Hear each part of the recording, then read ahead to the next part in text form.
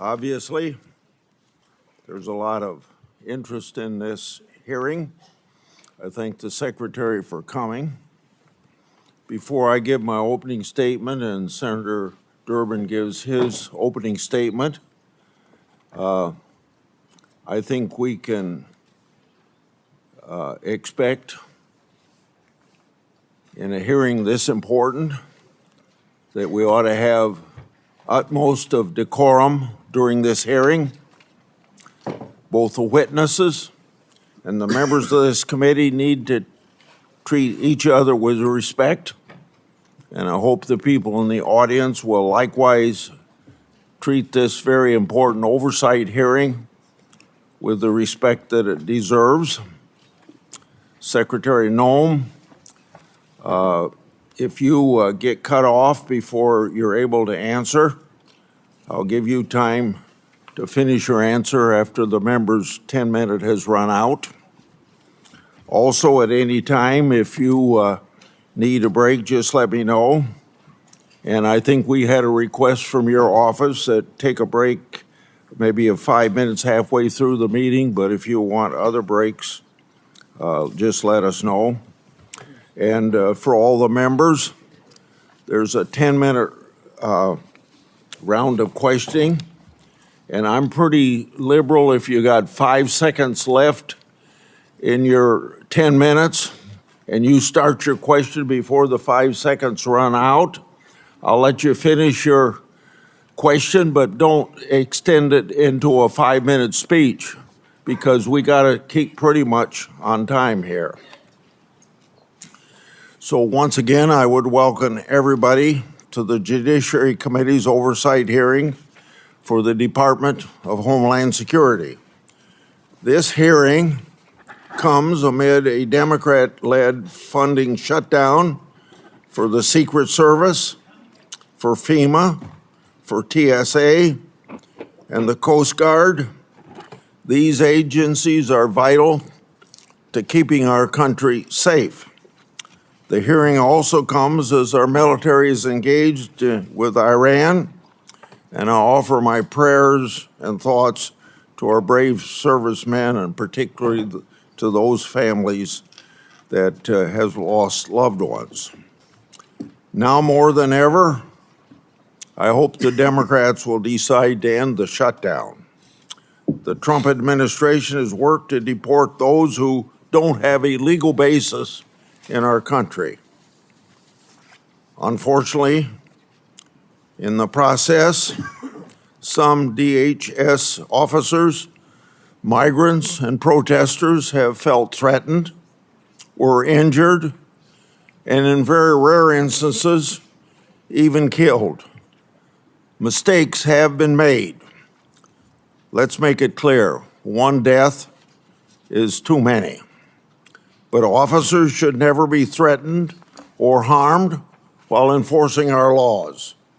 And there is a clear difference between conduct protected by the First Amendment and unlawful obstruction. From my perspective, I believe immigration enforcement and dignity aren't mutually exclusive. Secretary Noem, I look forward to hearing how you're addressing these important issues while continuing the department's mission. And your department's mission is, of course, one of the most challenging in government. The responsibilities of the Department of Homeland Security are immense. Your department operates in a dynamic environment with increased threats against officers. According to DHS, ICE officers have faced an 8,000% increase in death threats. ICE officers have faced a more than 1,300% increase in assaults. Federal law enforcement officers risk their lives finding and arresting criminals. Those criminals have committed murder, sexual assault on women and children, and many have been part of criminal gangs. According to DHS, ICE has arrested tens of thousands of potential national security risks And ICE has arrested over 1,500 known or suspected terrorists and made over 7,000 gang arrests. Criminals like this destroy the lives of innocent people and have no business being in our country. And many of them are here because the Biden administration's shameful open border policy. Under your leadership, the department has renewed focus on removing criminals from our neighborhoods. You've also accomplished what many of my Democratic colleagues have said could only be done through new laws. You did it by securing the border, and President Trump did as well. In 2025, border crossings decreased 93%.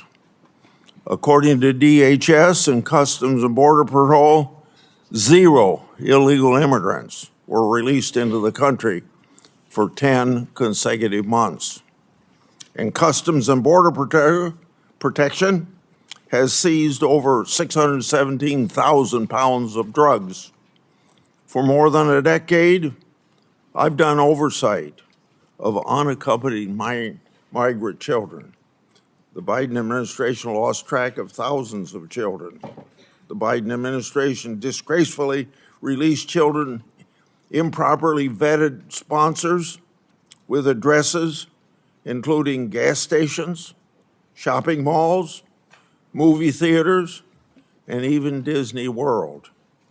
That ought to shock the conscience of every American, and we all love children.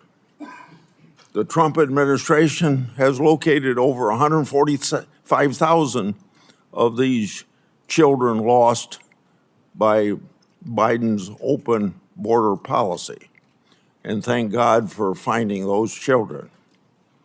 The department has taken important steps to ensure these children are located and removed from harm. The examples I just shared are results that keep our communities safe. The example, Secretary Noem, you've also been more responsive than your predecessors to a favorite effort of my part, my oversight requests. Now, I say how you've been responsive, but to be intellectually honest, from the previous administration, that's a low bar to overcome. In August last year, you provided updates regarding my longstanding Afghanistan evacuee oversight. Since 2021, I've investigated the Biden administration's failure to vet Afghan evacuees. The Biden administration hid vetting failures from the public, and multiple inspectors general have since confirmed these vetting failures. As one example, the Biden administration failed to vet evacuees against all available Defense Department tactical data prior to being paroled. On September the 9th last year, DHS told my office that as of August 12th, 2025, thousands of Operation Allies welcome parolees were potentially national security risks. Records provided by DHS also show the Biden State Department recommended a special immigration visa to Afghan nationals charged with shooting 2 National Guardsmen here in Washington, D.C. According to the Biden State Department, at that time, the terrorist, quote, poses no threat to national security, end of quote.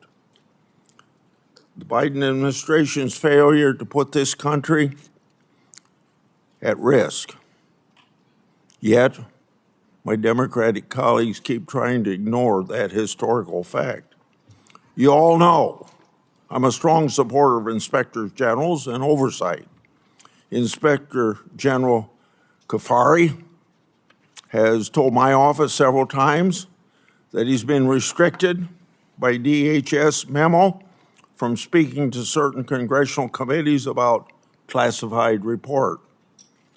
That report is about covert testing of the Transportation Security Administration checkpoint security screening.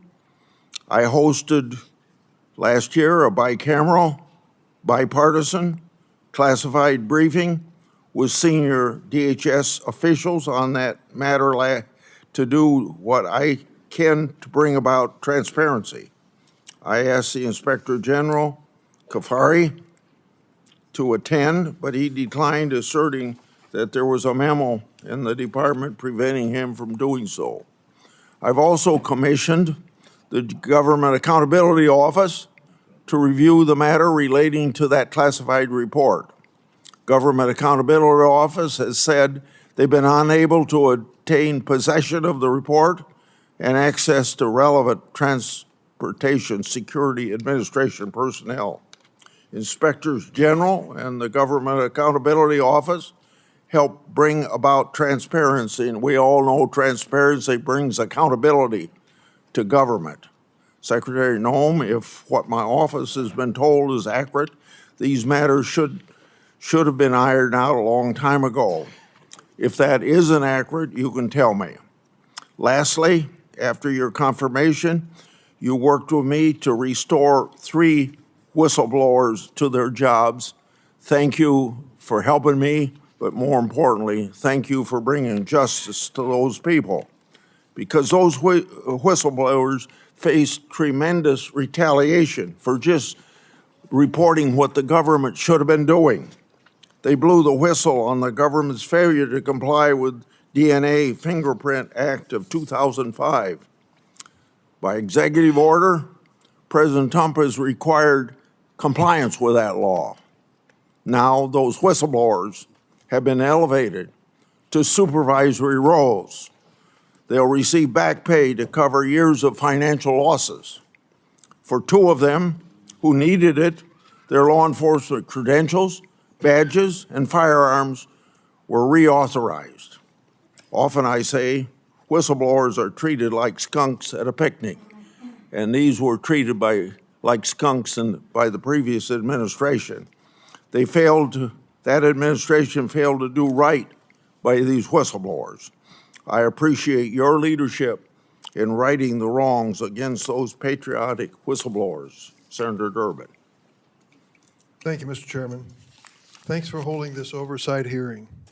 After months of excuses and delays from Secretary Noem, we finally gathered together. When I was chair, I restored this committee's longstanding tradition of regular oversight hearings with the Secretary of Homeland Security. Today's hearing is long overdue. We are joined today by friends and family members of individuals currently in ICE detention or who have been deported. I thank them for traveling here today. Their presence is a reminder that the policies implemented by DHS under your leadership, Madam Secretary, have a devastating impact on the lives of real people. Let me also say a word of those who have been, their families have been the victim of violence by immigrants.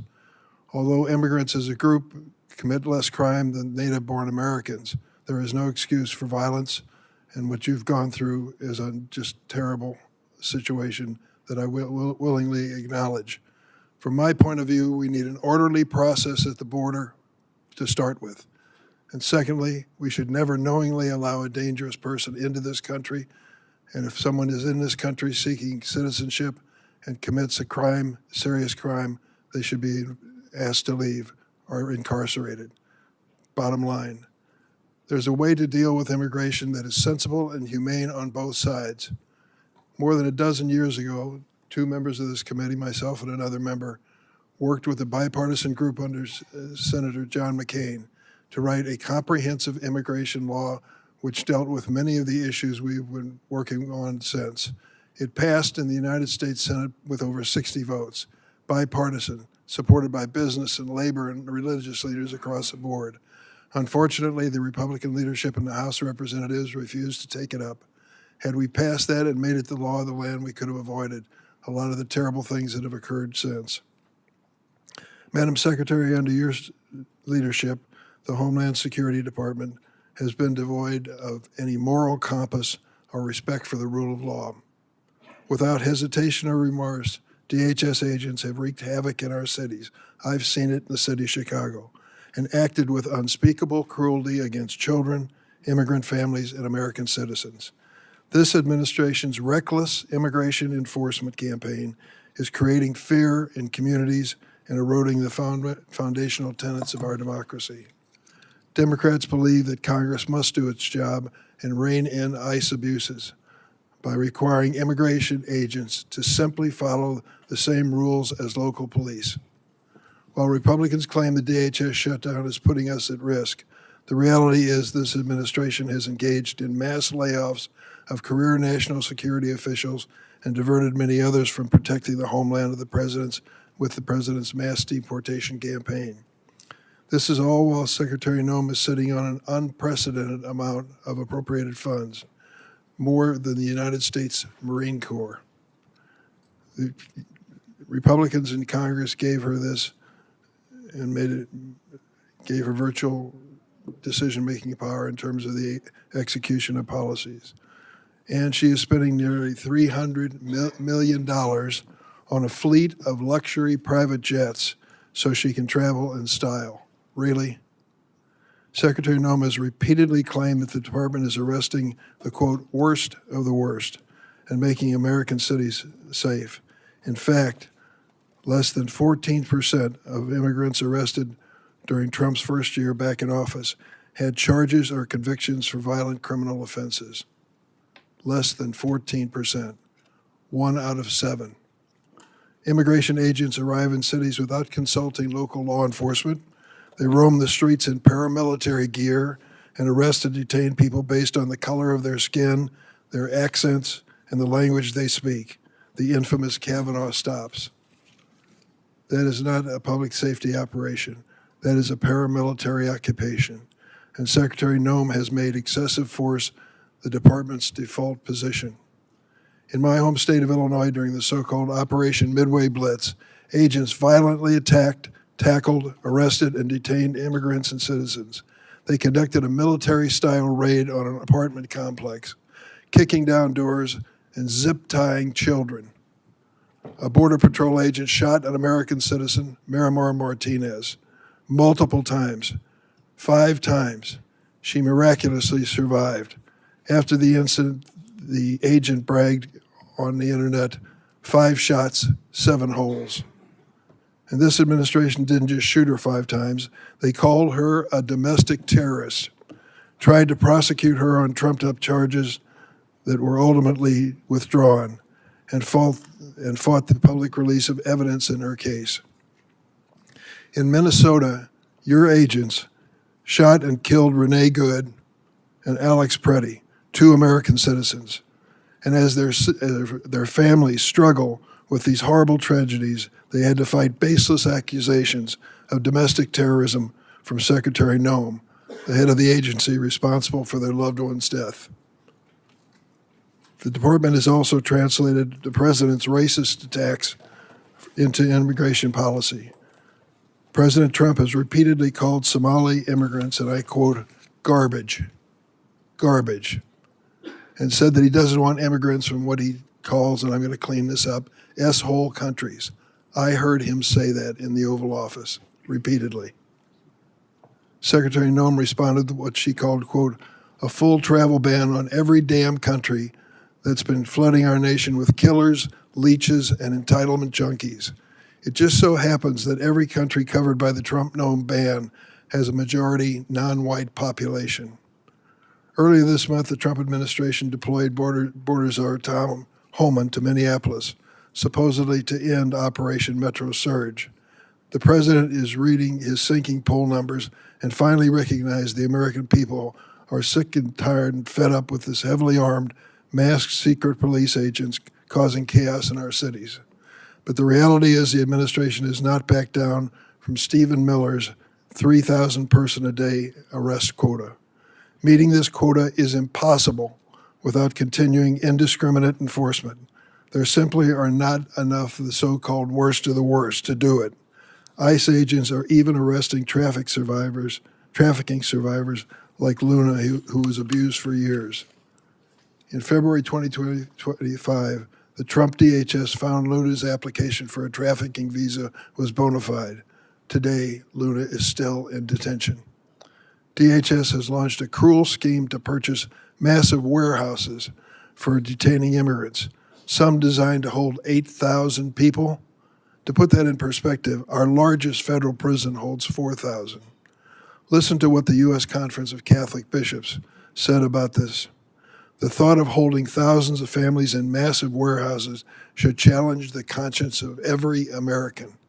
Whatever their immigration status, these are human beings created in the image and likeness of God, and this is a moral inflection point for our country. Even with tens of billions of dollars at your disposal, the administration already cannot meet the basic needs of the 65,000 people currently in immigration detention. Detained individuals, including children and infants, are subject to abusive conditions and inadequate medical care. This includes Liam Ramos, the 5-year-old arrested with his father in Minnesota, who became ill in detention, and Amalia, an 18-month-old baby who became so sick with a respiratory illness she was hospitalized for 10 days, only to be returned to detention and denied medication. We have also seen an unprecedented number of deaths in ICE custody. 7 people died last December alone. 9 have died this year. This includes Geraldo Lunas Campos, who was choked to death by guards. This avoidable tragedy was classified as a homicide by the county medical examiner. The Department of Homeland Security's response? Try and deport the witnesses as quickly as possible.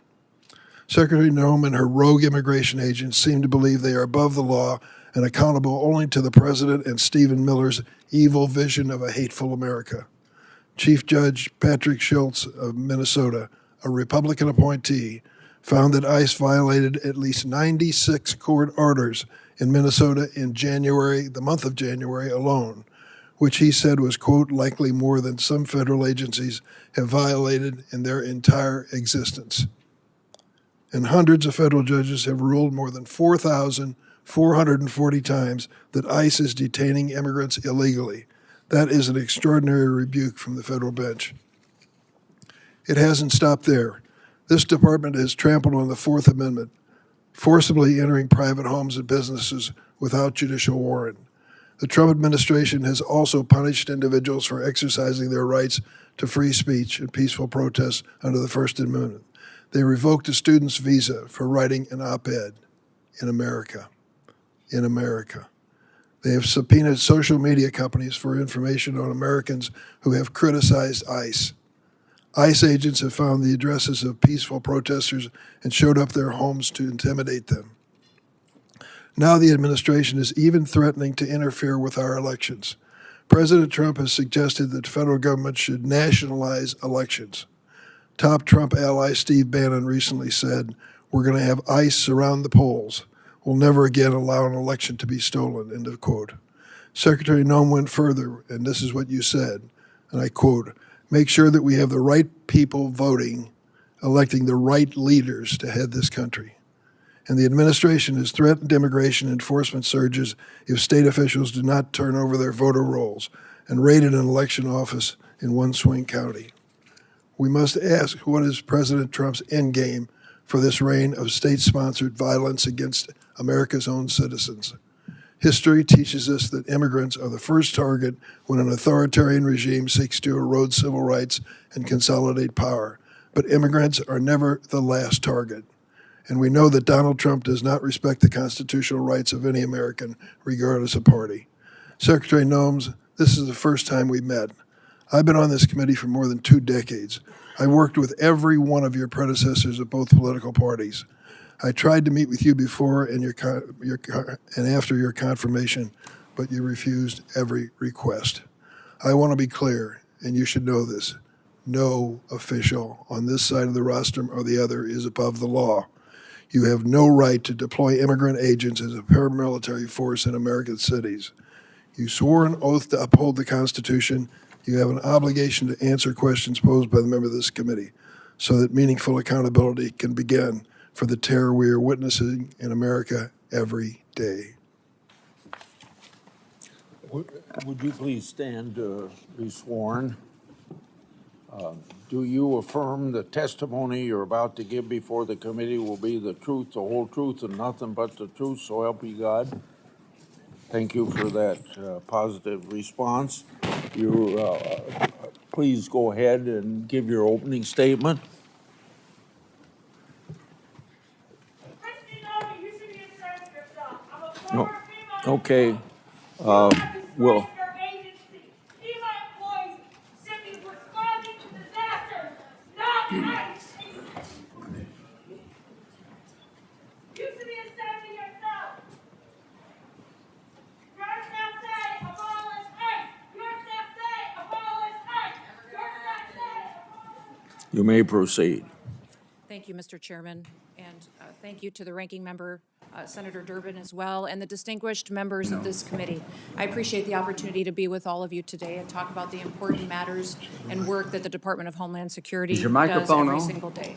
The Department of Homeland Security. Hey, could maybe pull the microphone closer to you, please? Okay.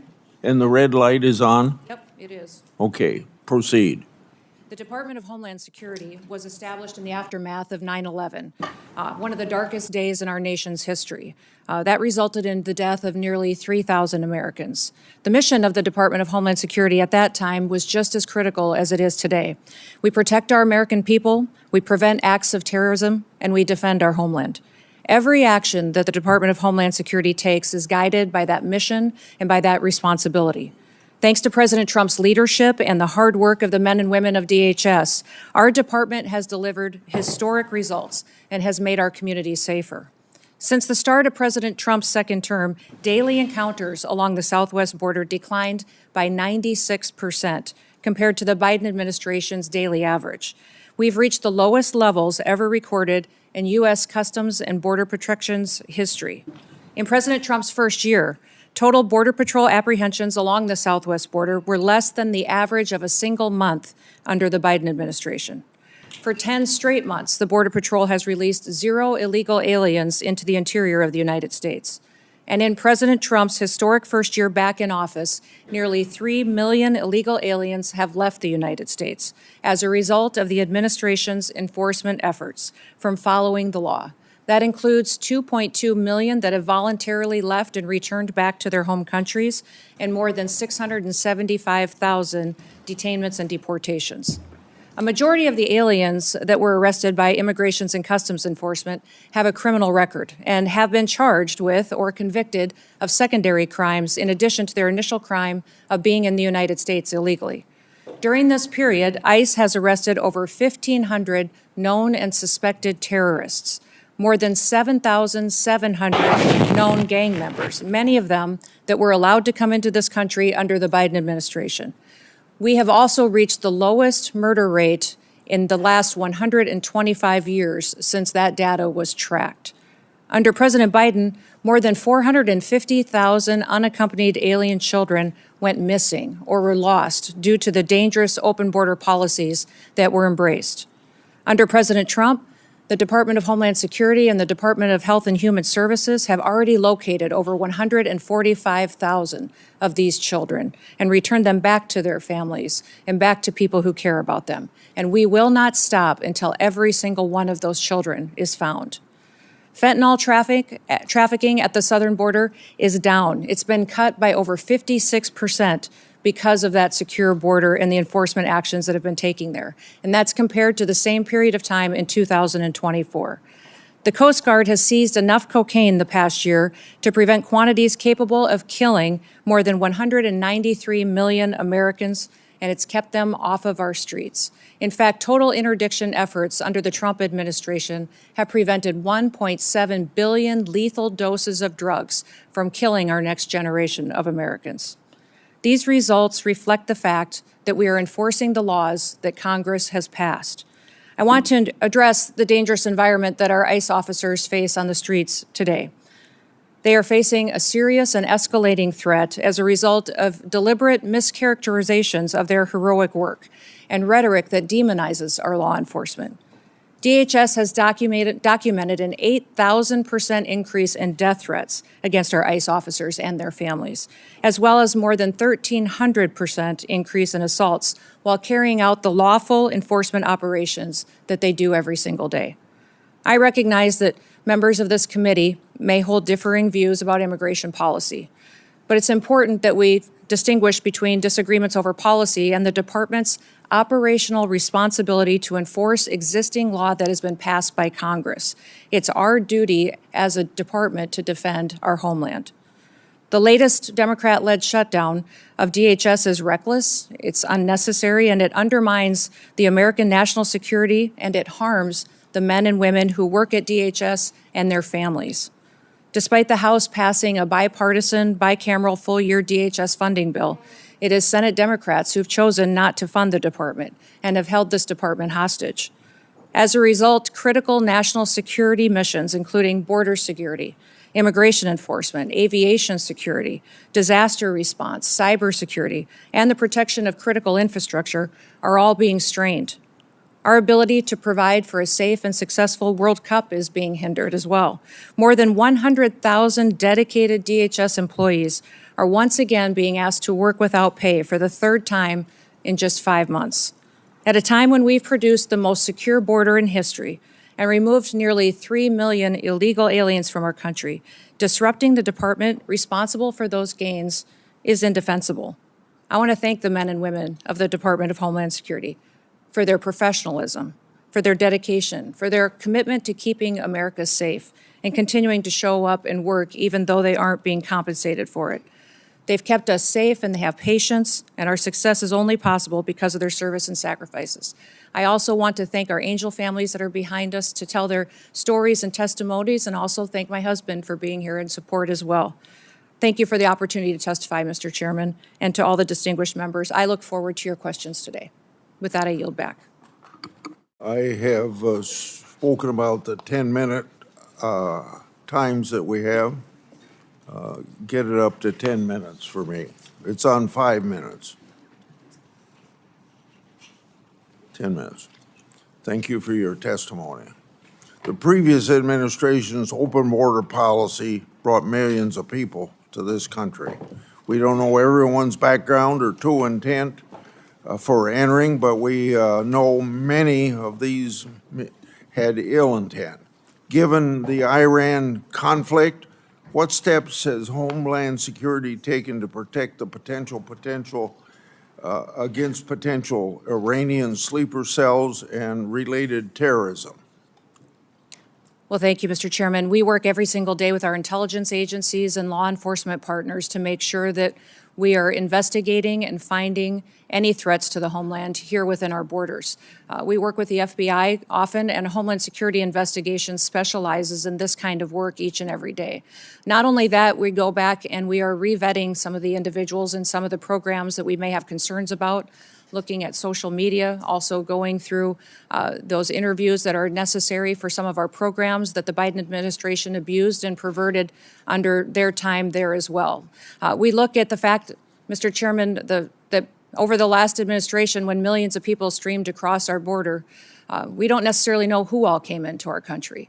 We know that we have many dangerous individuals that came in unvetted, and we are working every single day to find them and to make sure that we're preventing the next attack and preventing the next crime they may perpetuate against the American people. Yeah. You heard in my opening statement about the Inspector General's report on airport security screening.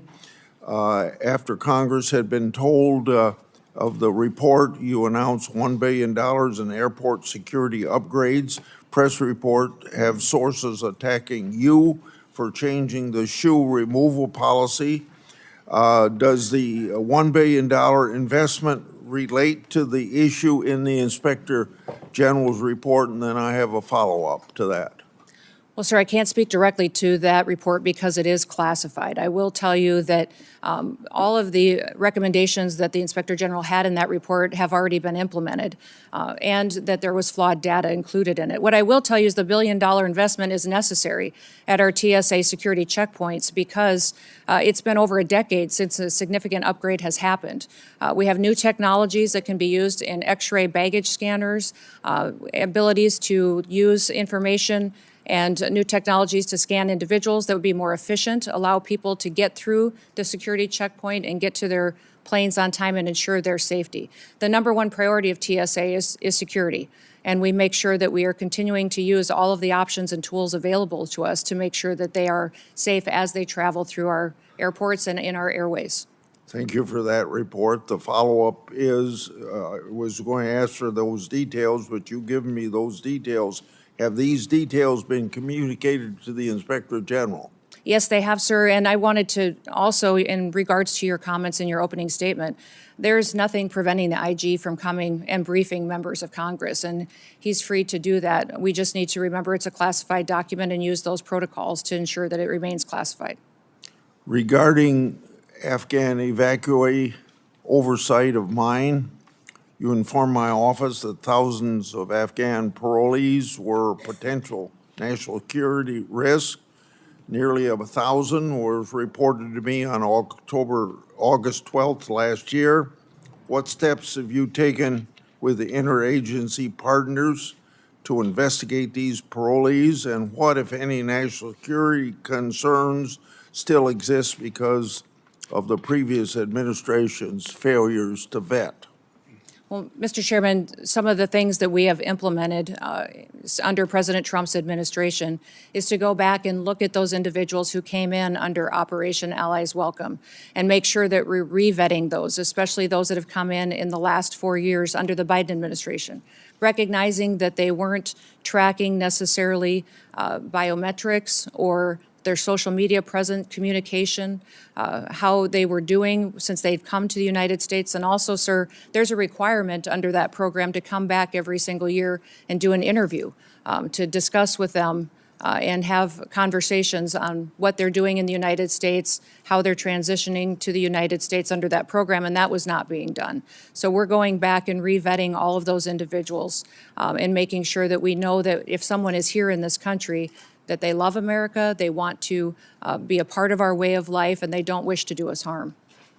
I'd like to have you provide me an update on evacuee, Afghan evacuee data. As I said in my opening, Trump administration has located over 145,000 children that the previous administration lost. Your department is also performing welfare checks on these children. Describe the ongoing efforts that your department is taking to find children who've yet to be located, and how recent welfare checks exposed previous vetting failures. Yes, I would say those 450,000 children that came into this country that were unaccompanied alien children were lost by the Biden administration, not tracked. We've located about 145,000 of them, and we've done that through the investigative work of our Homeland Security investigations team. They are phenomenal at the work that they do, and they specialize in child trafficking, sex trafficking, and finding individuals that would perpetuate that harm against our children. The one thing that has been challenging is that under the Biden administration, the government paid sponsors in HHS in order to host these children. And those sponsors, many times, we found instances where they trafficked these children themselves. So under that administration, we not only had children that were in this country as a part of a program, the government was paying individuals that were knowingly trafficking them and abusing them. That has stopped. We have gone through and found these children and put them back with their families when we have the opportunity to do so, and with loved ones that will care for them. And I would say that even in one case, we have other countries where we've been working with them to get their children back home, where we've been prevented returning these families back and helping them to be reunified by activist judges. But we will continue to work to ensure that these individuals and these children that were abused by the trafficking over the border have the opportunity to be brought back to their families and to their loved ones going forward. I want to bring up administrative warrants. There's been questions raised about your department use of them. Immigration laws include complex and specialized legal processes. For the record today, please briefly discuss how the administrative warrant works and how often they're used. Well, an administrative warrant is utilized on a regular basis because it's the process that Congress has given us. It's the process in immigration law that you've given us to ensure that someone is returned back to their home country. And I would say that most of the time when it gets talked about, it's inaccurate. In the 400,000 cases that ICE has used these administrative warrants, only 28 times have they been used to enter a home. So it is the legal process that we have, that we follow as given to us by Congress, and it's been affirmed by the Supreme Court as the correct way to follow the law. We will continue using this tool as it's important in the duties that the Department of Homeland Security is responsible for. Under both Democrat and Republican presidents, I've conducted oversight of employees called special government employees. By law, these employee is limited to 130 days a year of government work, and it's been understood that a partial day is 1 day at work. Have you ensured the SGE personnel follow all laws, rules, and regulations as intended? Yes, sir. They have career officials at the Department of Homeland Security that track that data, and they've all followed the laws and the rules regarding special government employees. You stated that the Department of Government Efficiency found software on your government devices that was used to improperly surveil you and other political officials. What's the status of the investigation into that matter, and has any disciplinary action taken? Yes, sir, there was software that was doing surveillance on political appointees at the Department of Homeland Security, and there was measures put in place where some people were removed from their positions and accountability measures put in place. And we continue to monitor our systems as the agency that is trusted with cybersecurity and ensuring that our critical infrastructure is protected from hacking attempts from foreign nationals who wish to do us harm or individuals within this country. We take seriously the amount of software, surveillance, and work that we do within the department as well. My 10 minutes are up. Senator Durbin. Thank you, Mr. Secretary. Secretary Noem, the nation has watched horrified as immigration agents killed Renee Good, Alex Preddy. In Chicago, one of your Border Patrol agents shot Miramor Martinez 5 times after ramming her car. You and your agency rushed to brand these victims as, quote, domestic terrorist. We have ample video evidence and eyewitness testimony proving you are wrong. Your statements caused immeasurable pain to these families. Let me give you an opportunity to do the right thing. Do you retract these statements identifying these individuals as domestic terrorists? You know, Senator Dermott, when we have these situations happen, we always offer our condolences to those families, and I offer mine as well. These are tragic situations, and I can't imagine what these families go through in losing a loved one. What I will say is we always work to provide the American people with as much information as possible, that we're relying on reports from the ground and from agents that are there, and working to be transparent, and we'll continue to do all that we can to provide the accurate information and the facts to people as we can.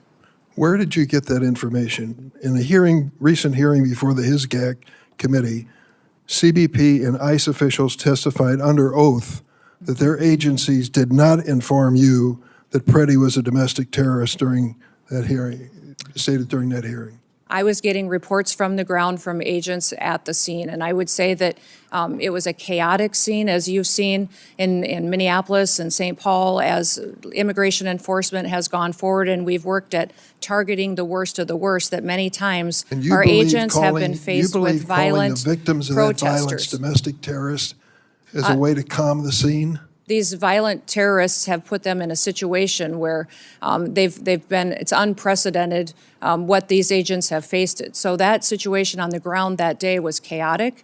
And it was And you something thought that they you'd were be a bridge over transpiring and troubled sharing waters and information brand them as with domestic us. terrorists? Can you explain why you decided to brand these victims that we all saw on video who were out protesting the activities of your agency and were killed as a result of it? How did you think that calling them domestic terrorists at that scene was somehow going to calm the situation? You know, Senator, we are working in those situations where there's a tragic loss of life and that there is something that our agents are involved in, that Is we it so continue hard to say you deliver were information. wrong? Is it so hard to say you were wrong? We and continue, issue a as these retraction? investigations continue to go, we will provide, I absolutely strive to provide factual information, and we'll And continue when to you do fail, that. do you admit it publicly? Absolutely. We always know Will you that there's admit it room for now? improvement, You have that we will, Americans who were killed by ICE. Keith Porter Jr., Stop the talk, so. Keith Porter Jr. and Dr. Linda Davis. They were Americans killed by ICE. You have not given their family any justice. Say their names. Their Black Lives Matter. Their Black Lives Matter. Their Black Lives Matter. Their Black Lives Matter. I think you can proceed. Thank you, Mr. Chairman. I want to turn to another incident where DHS is concealing the facts from the American public. Geraldo Luna Campos died in an immigration detention. DHS claimed he killed himself, but an independent medical examiner found his death was a homicide. Witnesses stated Mr. Campos was strangled by the guards at a detention facility. Instead of investigating this death, your department tried to deport the witnesses to the crime. It took a judge intervening to ensure the fact that these witnesses remain in the country for investigation. Secretary Noem, who ordered those witnesses be deported? Sir, I can't speak to the details of that case as it continues to be investigated, but I do know that within our detention facilities, we have the highest federal standards of any detention facilities compared to state or other local Did you facilities hear that may there- detain. There was an effort to deport the witnesses? Sir, I'm not aware of that, and I will continue to look at that. Whenever there is an incident where we have someone who works for DHS that has done something wrong, there is always an evaluation, an investigation, and there is consequences for that. So we will continue to do that investigation and make sure that the right thing is done if Who's something doing was. the investigation? There are internal investigations Internal within. investigation. Is that what you're saying? Yes. ICE and. Outside independent agency that's part of that investigation? Not that I'm aware of at this point in time, but I may not be able to speak to the details of this case because I'm not fully Shame, a informed on man it. lost his life. Just last week, the Republican-appointed chief federal judge in Minnesota identified over 200 court orders that ICE officials had violated in the last 2 months. He wrote, quote, "The court is not aware of another occasion in the history of the United States in which a federal court has had to threaten contempt again and again and again to force the U.S. government to comply with court orders." In a sworn declaration, the Trump Justice Department itself acknowledged that your agency has violated court orders more than 50 times in recent weeks in one state, New Jersey. Secretary Noem, is DHS required to follow federal court orders? Yes, sir, and we do comply with federal court orders. How do you explain that your agency has repeatedly violated court orders, as your own administration has admitted? Sir, we follow court orders, and when they apply and when the jurisdiction and decision is applicable to a federal agency like ours. I'm sorry, would you clarify what you ended that with? We follow court orders when they are given to us. Federal court orders, we follow, So absolutely. these judges are wrong? No, I'm not saying that they're wrong, and I can't speak specifically to that statement that was given. Let me ask you about DACA. Are you familiar with the program? Yep.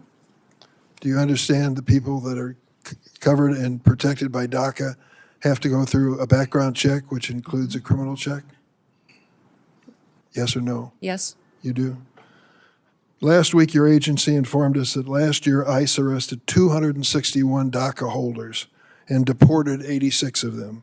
We learned about a DACA recipient who'd lived in this country for decades, was arrested by ICE at her green card appointment. In tears, she hugged her daughter goodbye. She was deported to Mexico within 24 hours. Madam Secretary, why have you deported dozens of DACA holders who had to comply with a criminal background check to be eligible for DACA? Sir, we follow all laws as applicable to the Department of Homeland Security Why and did you how we deport handle them? detainment and deportations. Why did you deport them? I don't know the details of that specific case you just read, but I'll look into it, sir. But we ensure that we follow the law that applies to our department and who we detain and who we deport back to their home You countries. clearly violated the law if that is the case. Let me ask you about the fact that 85% of the 400,000 immigrants that ICE arrested during President Trump's first term in office had no violent criminal record. The president said over and over at his rallies, we're going after the worst of the worst, the terrorists, the murderers, the rapists. And then it turns out that 85% of the people you've gone after have no criminal history whatsoever. How do you explain that? Sir, when you talk about violent crimes, what you're saying, the crimes that don't matter, that you aren't counting, are ones that affect American families every single day. You're not counting DUIs, you're not counting embezzlements, you're not counting theft, and you're not counting the other crimes against people and drug trafficking and proliferating that. So if you don't count those as crimes, I that know these they do individuals count them. and They count them, impacting and families in this country, They are counted, and they calculate Those- that 14% of those that those you are not arrested- counted in your 14%. If you were counting crimes that these individual illegal aliens in this country have committed, it would be well over 65 to 70% of the individuals that are detained today have those crimes on their record, besides the crime of being in this country Going to illegally. back that up with some information for me? Absolutely, I will. I certainly hope you will. How does taking a father from a child dying of cancer qualify? Where would that be? Is that a violent crime? I don't know what you're speaking or I'll tell you referencing exactly to. what I'm speaking of. Ruben Torres, 2 weeks ago, buried his daughter Ophelia. When he was arrested at the Home Depot in Norridge, Illinois, he said to those who, your agents, please let me go home. My daughter is dying of cancer. I would like to be with her in her last days of her life. They said no. They arrested him and deported him for 2 weeks. Finally, he returned for a court hearing. His daughter lived to see that hearing where the court said he was treated unfairly by your agency, and she died 3 days later. I was at her memorial service. Is that really necessary? Was he a violent criminal? Sir, we enforce the law. The laws that are passed by What this law? body and signed into statute on the process for individuals that are in this country illegally, that have final removal orders, and the process given in immigration law. We continue to follow that, and if you don't like the law, I would suggest you change the law. But that is what we do We tried every to single change the day, is law go out with- there. We tried to change it with comprehensive immigration reform, and it was stopped by the Republican House of Representatives. Our job at the department is to follow the law and make sure that we are a nation of laws, because I don't a think nation you're- that I doesn't don't think follow the you're even law close when it comes to that. is no nation at all. I yield, Mr. Chairman. Senator Graham. Thank you very much for coming. Can you hear me? Yep, Thank now you. we can. Thanks very much. Well, let's talk about the scope of the problem you inherited here. My Democratic friends said that sensible immigration is what they've been pursuing, talked about the Gang of Eight and a lot of things I've worked on with.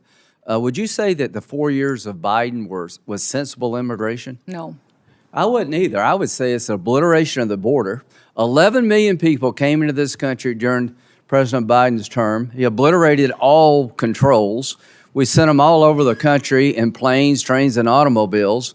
And what's the scope of the problem you inherited? How would you describe the mess that Biden gave you very quickly? Our country was in a chaotic time and invaded over our southern border. Millions and millions of people came into this country. For 11,000 unvetted. murderers, right? Yes, that is correct. 2,700% increase in people on the terrorist watch list, right? That's correct. During his 4 years, President Biden allowed 2,700% increase of people on the terrorist watch list to come into this country. In 2023, 172. Do you know where those people are? No, not So necessarily. we don't know where they are. They're here, but we don't know where they are. because they didn't care if they came, and they haven't really looked very hard. So sensible immigration died on Biden's watch. It was replaced by out-of-control, open border, just absolute chaos. And to all the people on the front row that have lost loved ones, I am sorry. Your family members are a victim of an out-of-control, Democratic-led effort to obliterate the border, and every senator on this side of the aisle, that side of the aisle, did nothing about it. Now, they want to talk to you about problems we've had. Are these shootings being investigated in Minnesota? Yes, they are. They should be investigated in Minnesota. We want to have orderly processes. How would you say being an ICE agent is right now, the stress they're under? I think it's unprecedented for them every day. I think it's miserable. I think it's just a tough, tough job right now. And if they go too far, we will hold them accountable. But I just want the country to know these men and women who are trying to solve this problem that was created by our Democratic colleagues, you have no idea the mess they inherited. This country was overrun by illegal immigrants, murderers, rapists, and just average, everyday people. How many people did Barack Obama deport when he was president? The total, I 3 don't know, but million. it was more than us. How many of them were violent criminals? So when a Democrat deports somebody who's here illegally, that's good government. When a Republican does it, we're Nazis and fascists. If you're here illegally, are you entitled to stay? No. They would allow you to stay. I want you to understand that these people have no interest in cleaning up this mess. In 2026, we're going to have an election about this, and they're openly saying, unless you're a violent criminal, you should be allowed to stay here. Is embezzlement a violent crime? No. Is it a crime without a victim? Yes. If somebody steals your stuff, even if they don't do it through force, is that a crime with a victim? Yes. So all of the Laken Riley, I think she was murdered by a man who was actually in custody. Are you familiar with the Laken Riley case? Yes, I am. Okay, she's a young lady about 60 miles from where I live. The man who murdered her was in custody, was detained by DHS, but was released because they had no bed space in Texas. He went to New York and committed a bunch of crimes. He winds up in Georgia and he murders this young lady. He was in our control. He was released not because he wasn't dangerous, because we had no place to put him. Do you agree those days are over? Yes. Do you agree the most secure border in American history has been achieved by you and those under your control? Yes. Working with President Trump. Are you proud of that? I am proud of that. So we're down to like nobody coming across. We went from a invasion to almost nobody. And I hope the American people appreciate that's a good thing for you. Now we're engaged in military action against the mothership of terrorism, Iran, which I hope will sink pretty soon. Do you think the threat level against the United States is up or down when it comes to radical Islamic terrorists? It's up. It's up? Yep. So you mean they actually may want to come here and hit us because we hit them in Iran? I don't think you have to be, a general to figure that out. Is the Coast Guard without funding? Portions of it. We're keeping some of the salaries paid, but So there's no funds in the appropriation bill for the Coast Guard. Is that correct? that is correct. Because your agency is not being funded. It's the one part of the appropriations bill where we haven't agreed on funding. Is that correct? Correct. So FEMA, no money, right? Coast Guard, no money. Really? Really? ICE, they have money because of the bill we did before. The Secret Service, are these people being paid? Yes, they are. They're being paid, but do we have money? Our law enforcement is paid, but their resources, their administrative They're not staff, being their paid out of contracting. appropriated funds Correct. this year, right? Correct.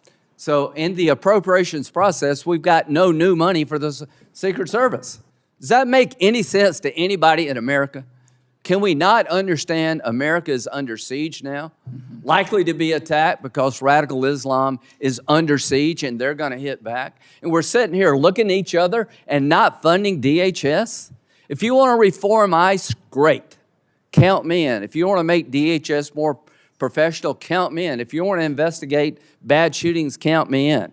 If you don't want to do away with sanctuary cities, count me out. What's a sanctuary city? A city that protects itself from our federal immigration efforts in their city. Are there sanctuary cities and states in this country? Yes, there are. Look at this chart. There are 200 plus sanctuary counties. There are 12 sanctuary states. 8 million illegal immigrants reside in sanctuary jurisdictions in defiance of federal law. A sanctuary city refuses to turn over to the federal government people that are subject to deportation. Is that correct? Correct. They make a choice, these sanctuary states, counties, cities, not to cooperate with federal officials, and the laws have been on the book long before Donald Trump, right? Correct. Do you think it would be good for the country to abolish sanctuary cities and states? I do.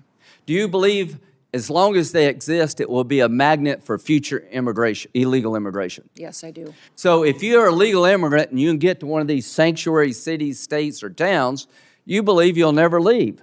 Until you fix this, you're going to have illegal immigrant magnets. Do you agree with that? Yes.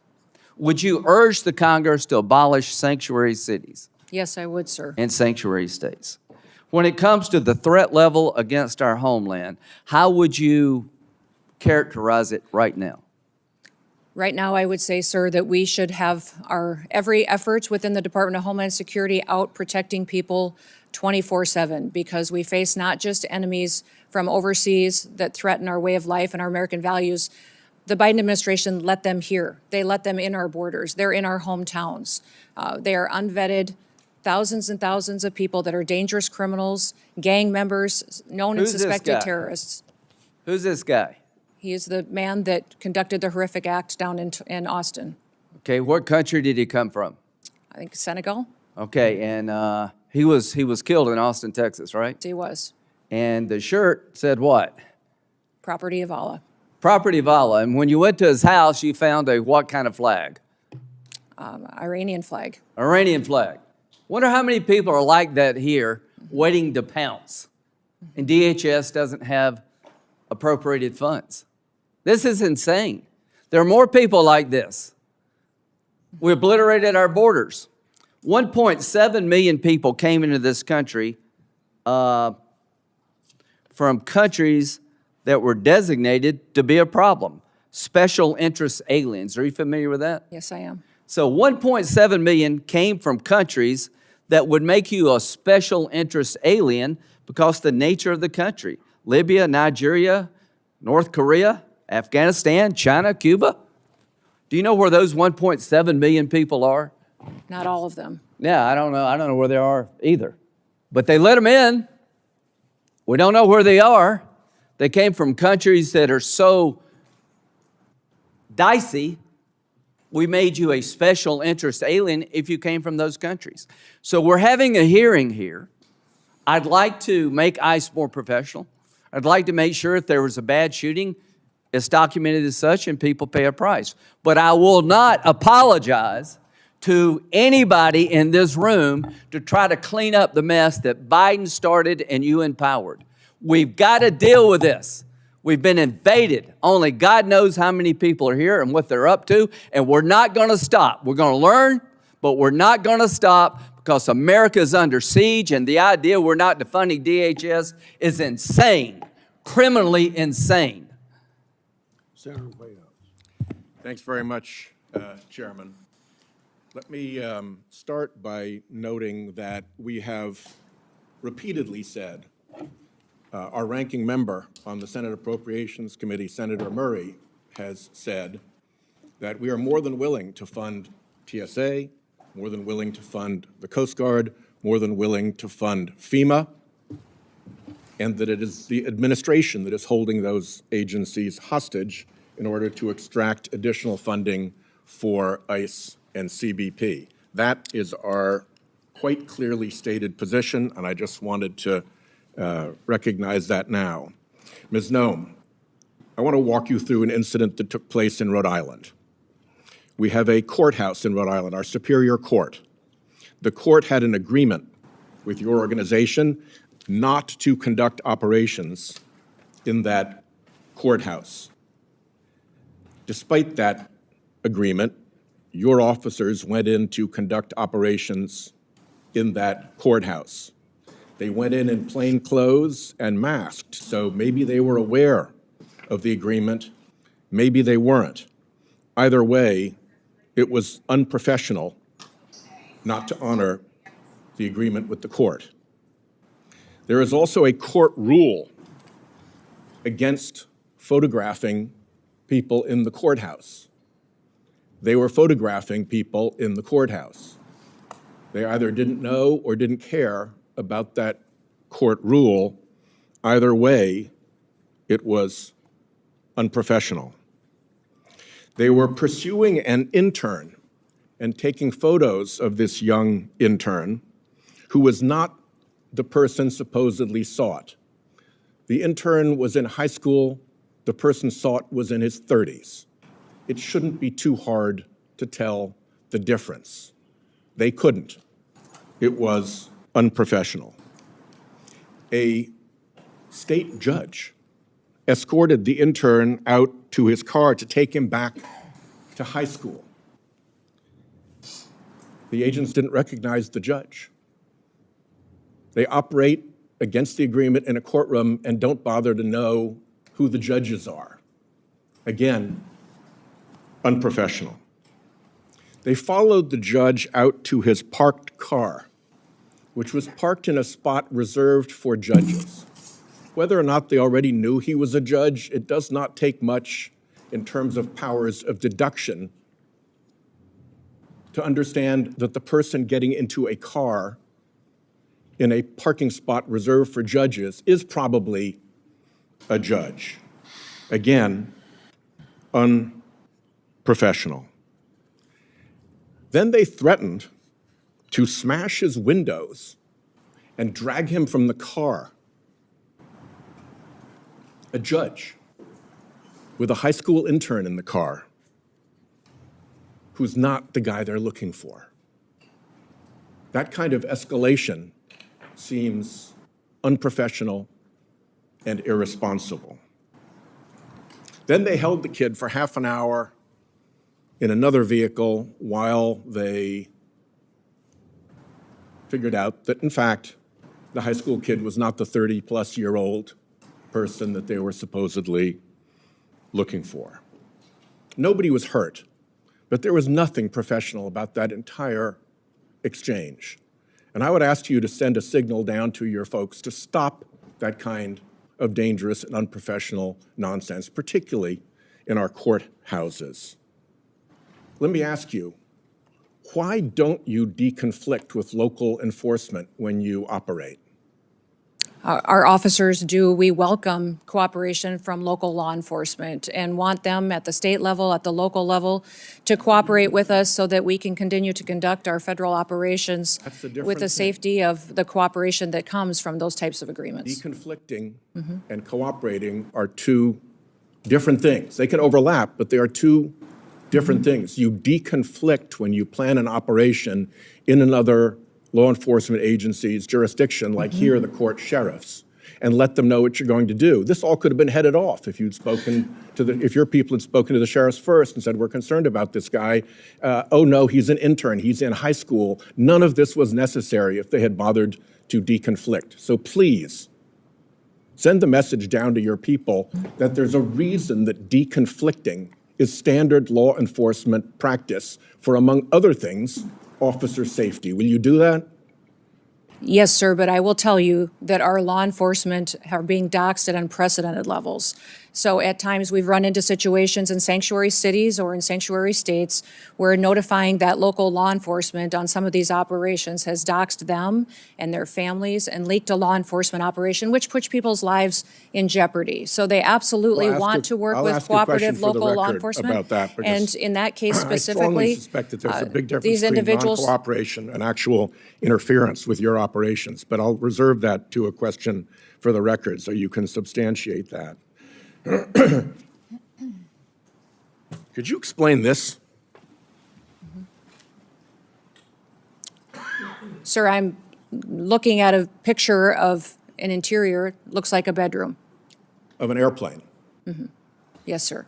You're not familiar with that? These photos are not accurate. If you're referring to the airplanes that the Department of Homeland Security has purchased and are purchasing, we're using them for long-range command and control aircraft that is dictated in statute by Congress for the Department of Homeland Security to have a plane. Luxury jet with a bedroom in it? Yeah, we used a 737. I've been on it once, but it is being used by other administration officials, and it is used for command and control flights for the department. The department has found that in purchasing our aircraft, that we will save the taxpayers hundreds of millions of dollars. Does it have a bedroom in it? In fact, we spent $1.42 billion on ICE deportation flights last year. Does it have a bedroom in it?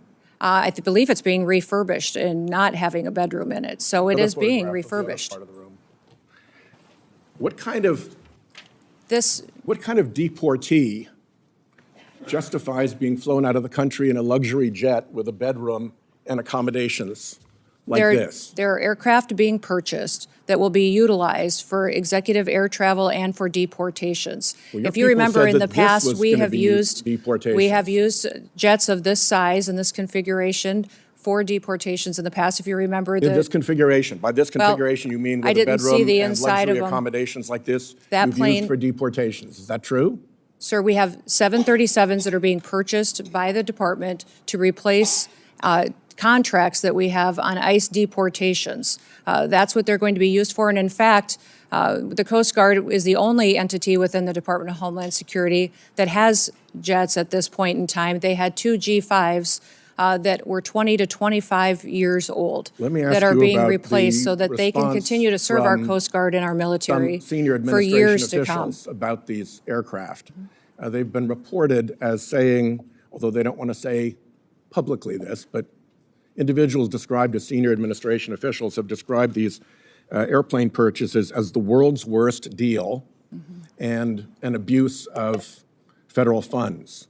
Can you tell me what the Republicans on this committee who voted for what I call the billionaires bill that gave you the money to buy these jets knew about your plans to acquire luxury jets when they voted for that money? The dollars for these airplanes was appropriated by Congress. In fact, it's mandated from Congress and rules that you've given us that we need to have a long-range command and control aircraft that will seat up to 17 people in the Department of Homeland Security for national security purposes. We are complying with the law.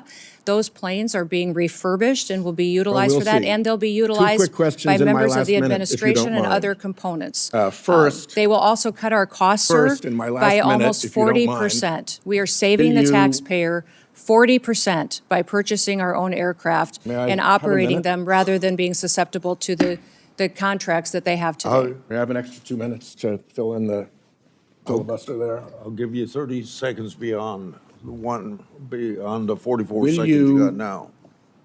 Truthfully answer a question for the record about your role in stopping the civil rights investigation into the Minnesota shootings. Sir, I don't know what you're talking about. I did not stop any investigations whatsoever. Will you testify truthfully if you get a QFR?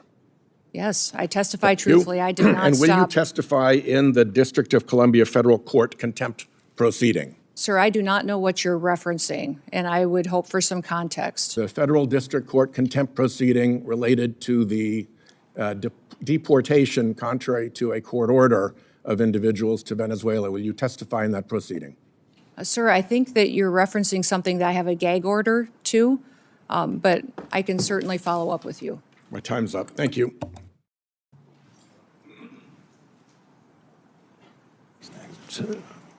Senator Kennedy, you're next. Thank you, Mr. Chairman. Thank you, Madam Secretary, for being here. President Trump, ably assisted by Mr. Stephen Miller, quickly in the President's second administration developed policies to secure our southern border, policies that you and the Department of Homeland Security implemented. And I congratulate all of you on your success. Properly vetting people at the southern border is not racist, is it? No. Could you answer for the record? No, it is not racist. Properly vetting people at the southern border is prudent, isn't it? Yes, sir, it is. And to do that, we need the Border Patrol, do we not? Yes, we do. And we also need ICE, do we not? Yes, we do. Okay. I just wanted to get my congratulations on the record. I believe you have a policy, Madam Secretary, that you have to approve all contracts at your department over $100 million. No, sir, I have a policy in place that I review contracts. My deputy chiefs have the ability to review anything under $5 million. Above that, I evaluate and look at. Okay. And you do that, I understand, to try to curb waste and abuse of taxpayer money. Is that right? Yes, sir. In fact, it's been extremely effective. We've saved the taxpayers over $13.2 billion just by evaluating contracts, negotiating lower ones, and canceling ones that aren't necessary to do our duties. How do you square that concern for waste, which I share, with the fact that you have spent $220 million running television advertisements that feature you prominently?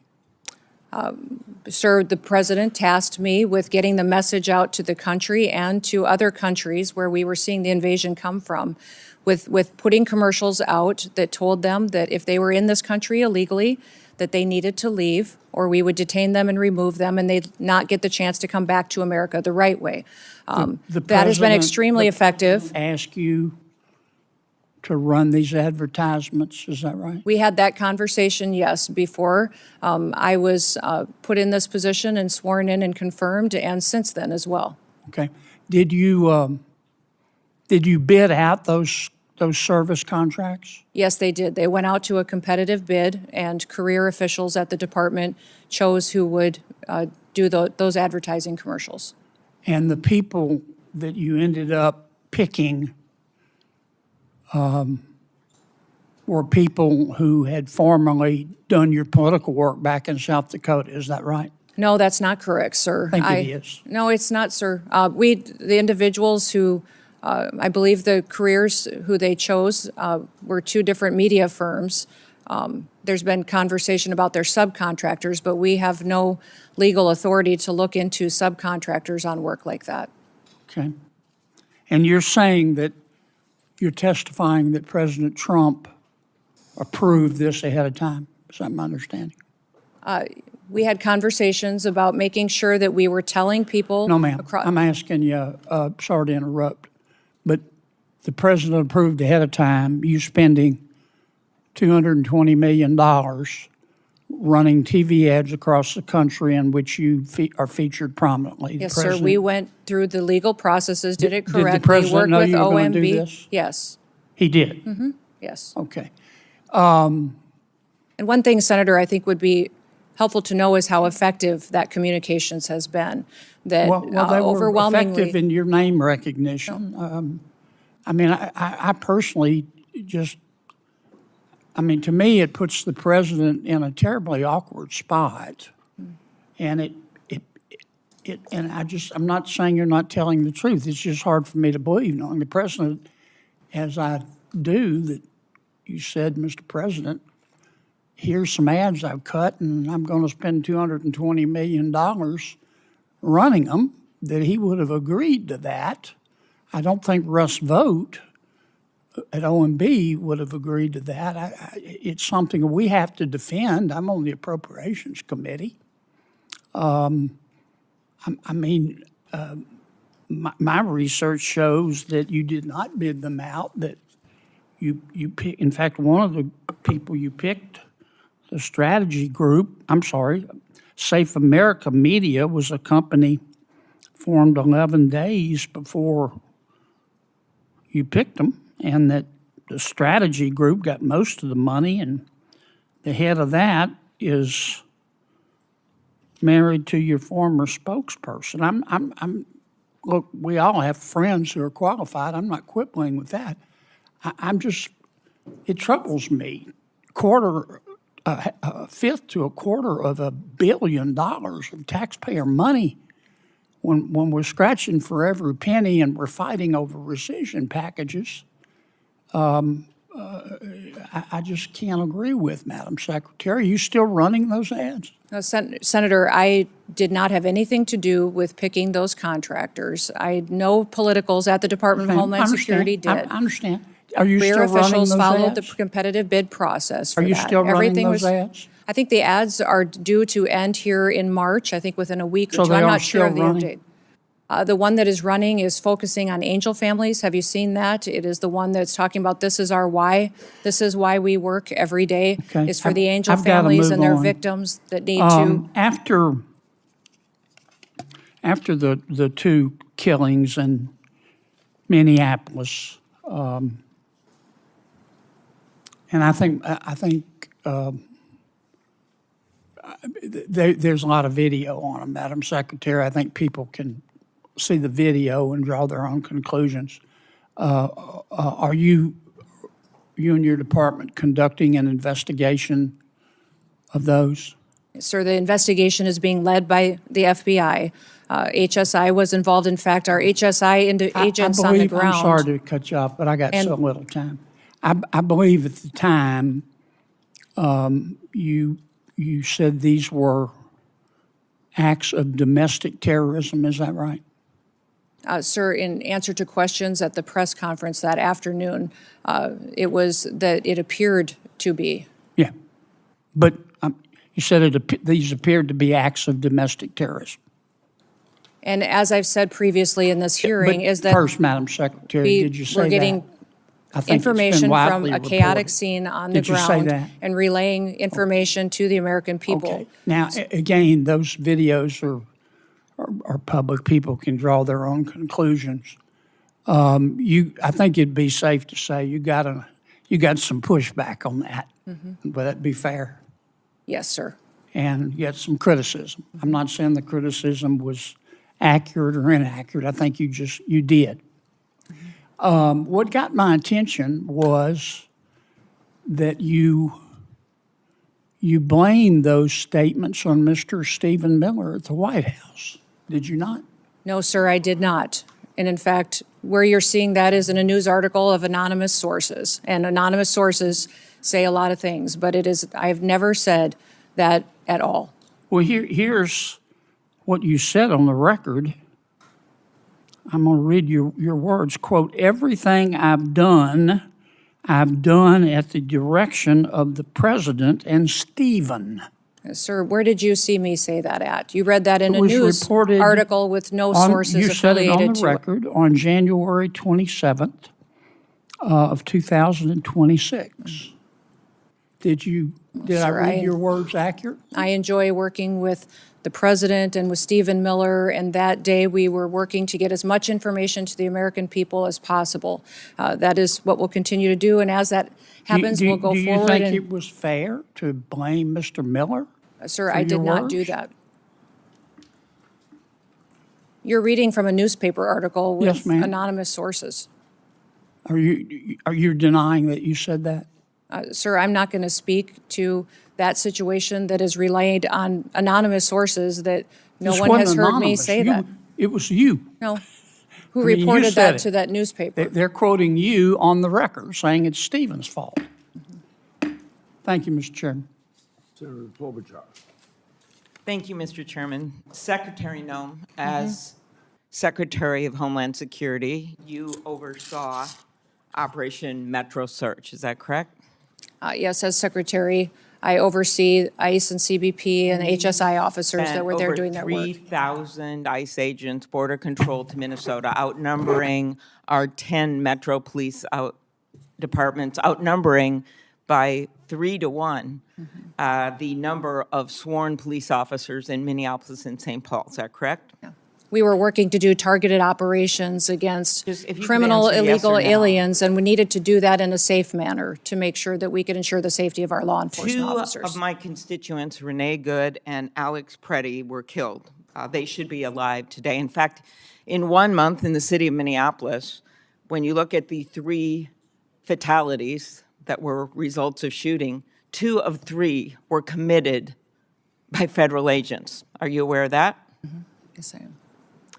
So your agents, not only their actions resulted in the deaths of 2 innocent American citizens, but they repeatedly violated my constituents' First Amendment rights to assemble.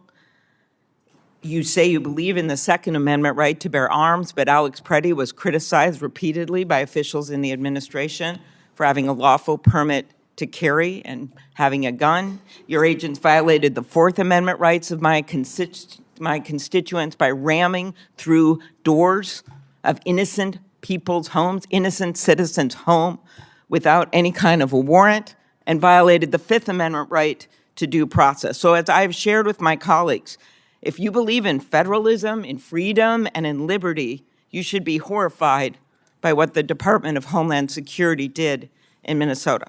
So my first question is, having spoken to Mr. Homan, what is the exact number of DHS agents still in Minnesota?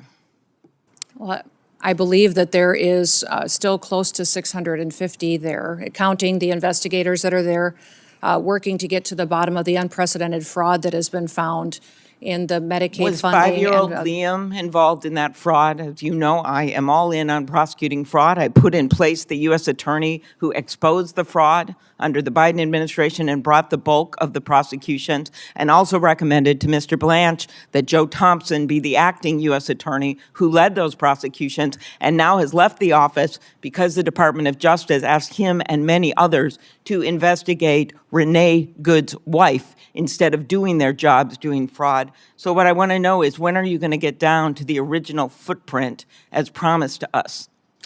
We're continuing to work at that, although those investigators will continue to stay there to get to the bottom of that fraud, to make sure that those vulnerable people that rely on those programs actually get services from those federal dollars that are spent, that it's not stolen by criminals and used by individuals to enrich themselves and send it out of the country. Secretary Chung-Li Tao, are you aware that agents bashed in the door of a U.S. citizen, a Hmong elder with no criminal record? I can't speak to the specifics of that Did you case. see the photos of that man being dragged out of his house in Crocs and in his underwear? Yes, I did. Do you believe that he was involved in fraud? I do not know where that status of that investigation is. Are you aware that he is a son of a beloved nurse that treated our soldiers in Vietnam? I believe that we have laws in this country that need to be enforced and need to be applied Your equally to agents, everyone. speaking of enforcing the laws and following the laws, did they have a judicial warrant when they rammed through an American citizen's door? Our law enforcement officers follow the same protocols and procedures that all law enforcement do. Are as you to how aware they that he move tried forward. to show his identification to show that he was American citizen and they didn't want to see it? Again, these officers conduct themselves in processes. If something was done inaccurately, then certainly we will make sure that we correct it and rectify it in the Are future. you aware that the person they were looking for was in prison and had been in prison for years? His Yes, name I was am. Lou That's a Ma? target. Yes, we do targeted operations going after and Do looking you for. agree that it is unacceptable for your agents to ram into someone's door and drag someone out in their underwear and below zero temperatures when they have the wrong guy? Our officers conduct targeted operations and utilize the law processes that are given to them and the You will not answer that tools. you think that's wrong.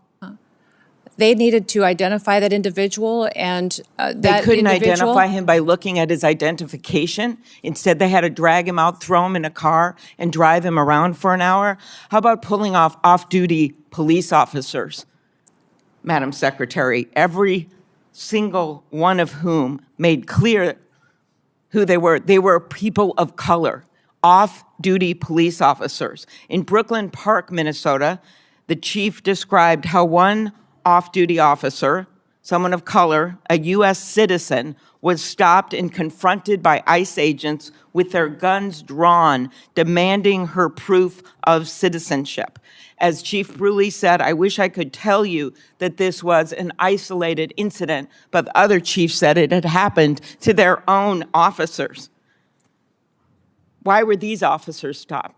We have thousands of law enforcement operations that we do every single day. Do you think they were stopped get because they were people of murderers color? and Were they rapists racially and drug profiled? traffickers Ms. off Noem. our streets? When I look at these American families that have been victimized by criminals that we have removed from cities and from communities, I'm grateful for the work that our ICE officers do. And by your only Are you focusing, defending stopping I would like off-duty to hear you police talk about officers some of the of color operations and that we've done dragging a to Hmong bring elder people out of to his justice. home? When you only talk about these situations like this that we are conducting, and you don't talk about the good work that they do to protect people from being victimized by people that are in this country that want to conduct violent crimes against them or take advantage of them. The laws need to apply to everyone, and we're out there enforcing the law. I am a former prosecutor, Context is Ms. Noem, and incredibly important. I have always in every worked with our situation. police well, but that's not what was going. These ICE agents were not following police procedures. After the killings of Renee Good and Alex Preddy, when I spoke to Alex's parents, they told me that you calling him a domestic terrorist, this was directly from them, the day after he was killed. A nurse in our VA, Alex, one of the most hurtful things they could ever imagine was said by you about their son. Do you have anything you want to say to Alex Preddy's parents? We were relying in the hours after that incident that was so horrific on information we were getting from the ground from our I just agents. asked if you had But I would anything you wanted to say to the but I would parents say or to the family that's of what I'm Renee doing Good right after now, is you that called I them domestic can't terrorists. even imagine what they have gone through in the loss of their son and the loss of their family members. But It's how about absolutely specifically tragic. calling them And I domestic send terrorists them- without any evidence of this. that?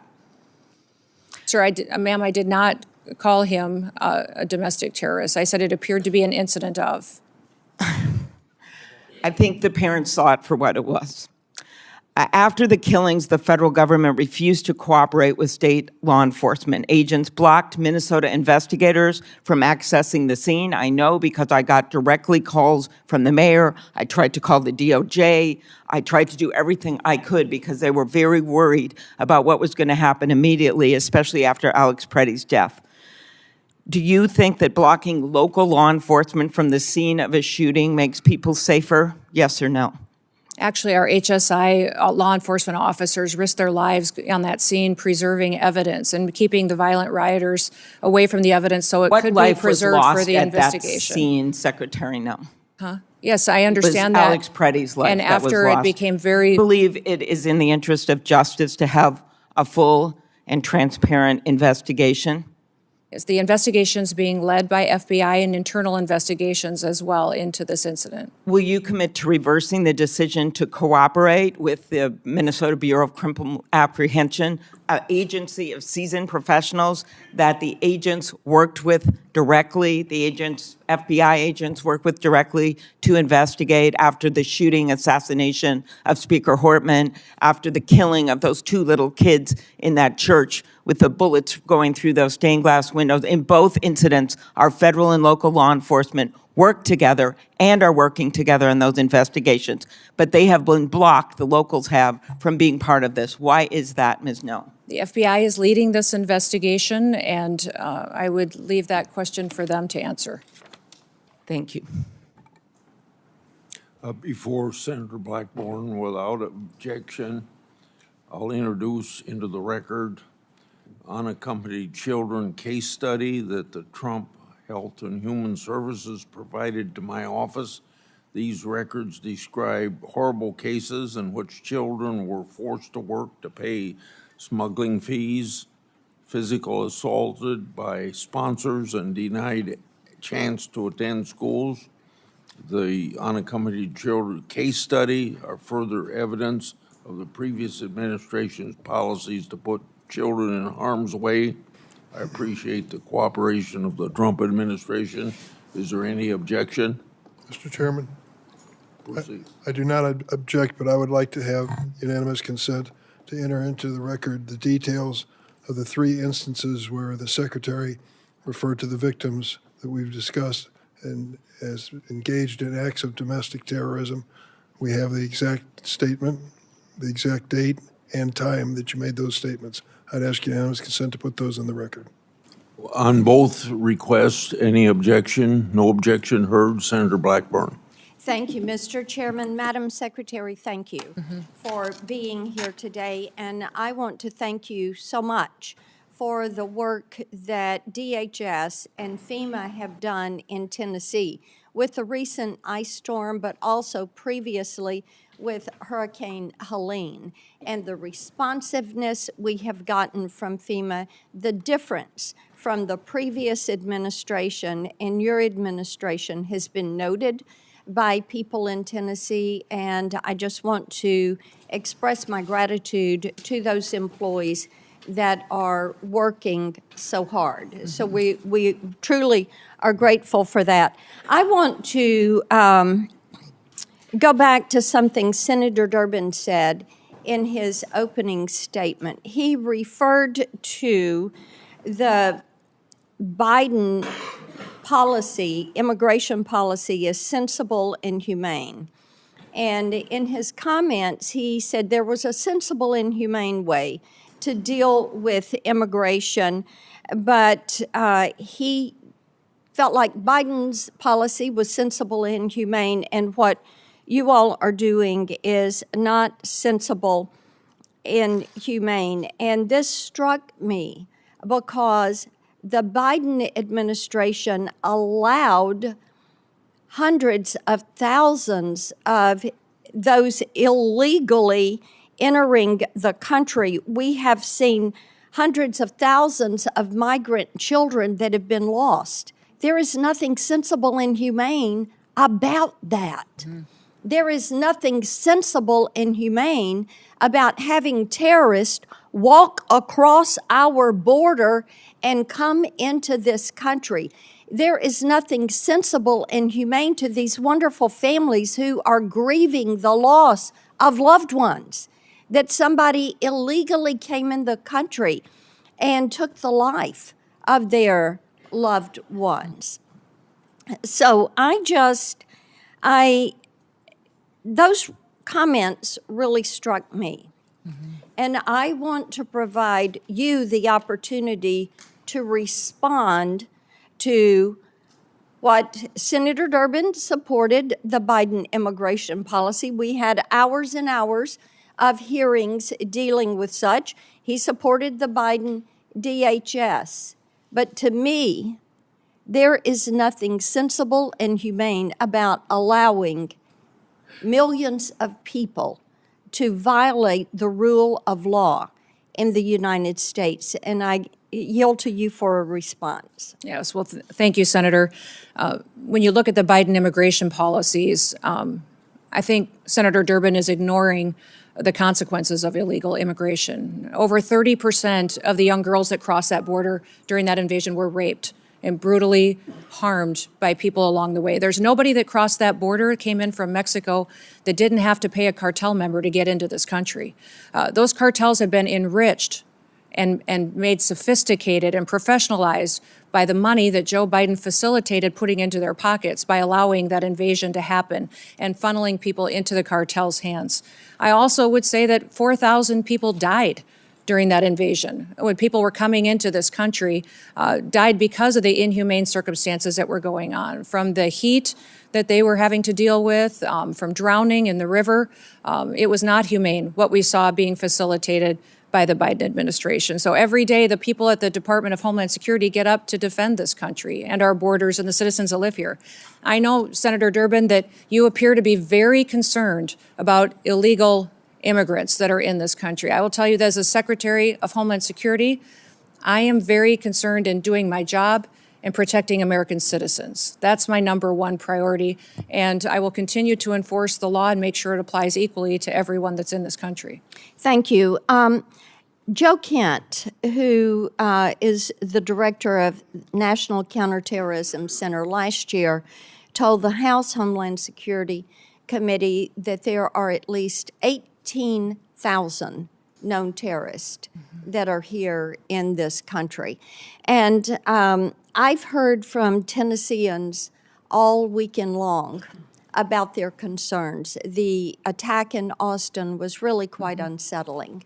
And the awareness that there are these terrorists that are among the citizens here in our country. So would you lay out, not only for this committee, but for the American people, what steps are you and your team taking right now to make certain that we apprehend, detain, and prosecute these terrorists before they have the ability to conduct any act of evil?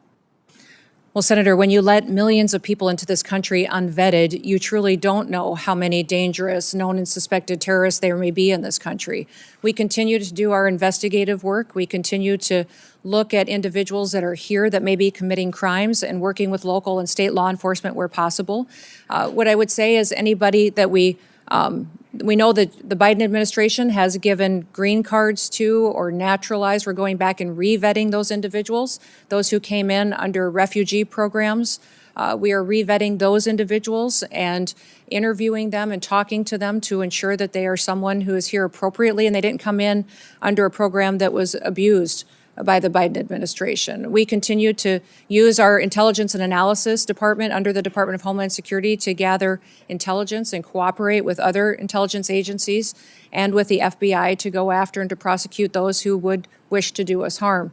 We're grateful for the American citizens that work with us, and we understand that people who are in this country illegally and have final removal orders should be detained. Our priority is going to continue to go after those worst of the worst and to make sure that we are getting them out of our country as soon as possible and brought to justice if they've committed crimes here. There are a couple of bills we were able to fund in the Working Families Tax Cut Big Beautiful Bill back during the summer, and we're so grateful for President Trump and the attention that he put on some of these issues of protecting the American people and making that the priority. And you know, that's a part of upholding our oath. I think many of us were struck last week when the president asked, do you think it's the first order of business to protect the American people? And many of our colleagues on the other side of the aisle just sat there. That was stunning. So we're grateful for this focus on protecting our people. There were two bills, the Prince Act and the End Child Trafficking Now Act. These are pieces of legislation I've pushed forward. Now, this helps with protecting these children that are being trafficked, many of them globally trafficked. We're fully aware that Homeland Security investigations, and I think they're defunded right now during this shutdown, are trying to find some of these traffickers, rescue these children, and return them to their families. These two bills allow the collection of DNA and fingerprints so that we can stop this repeat trafficking of children. And I want you to talk for just a moment about the importance of having this legislation on the books and how you are using this to help break these global trafficking rings. Yeah. No, I appreciate those bills, and I'm hoping that this body will find them important and get them signed into law as soon as possible. Collecting of DNA is incredibly important to making sure that children aren't being abused or trafficked. But we saw many times during the Biden administration where the same child would be used by cartels to move individuals into this country illegally. And so one of the policies we put it back in place as soon as President Trump came into the White House is DNA testing of those individuals coming into our country. When we interdicted them, that we would ensure that they were the family that they said that they should be, and that those children weren't being moved with strangers or abused and trafficked by them. One of the things that has come up regularly when I'm out and about around Tennessee is that we have some of these mayors and governors that have recently demanded millions of dollars in taxpayer reparations for having ICE in their communities. Now, in the case of Minnesota, they're looking at as much as $18 billion in fraud. $18 billion. And what they've uncovered there, what they allowed to happen, whether they want to say they knew about it or they didn't know about it, but it appears they knew about it, and we'll let the investigation bear that out. What do you say to these mayors and governors who are defying the law by having a sanctuary city for illegal immigration, that are allowing rampant fraud of taxpayer money? It is not their money, it is taxpayer money. They allow it to happen, and then they are so brazen and calloused and disrespectful of the taxpayer, they stand up and demand reparations. What do you say to them?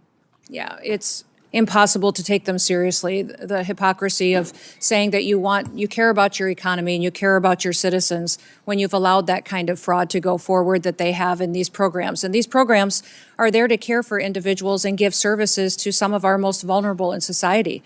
Those individuals that have developmental disabilities, individuals who need special services in order to care for them and to help those families for a period of time with individuals and their family members that need to be that specialized care. They have stolen that from them, allowed individuals to abuse those programs, and have done it to the detriment of not just their families there, but also the businesses there and the educational entities and even their credibility to speak.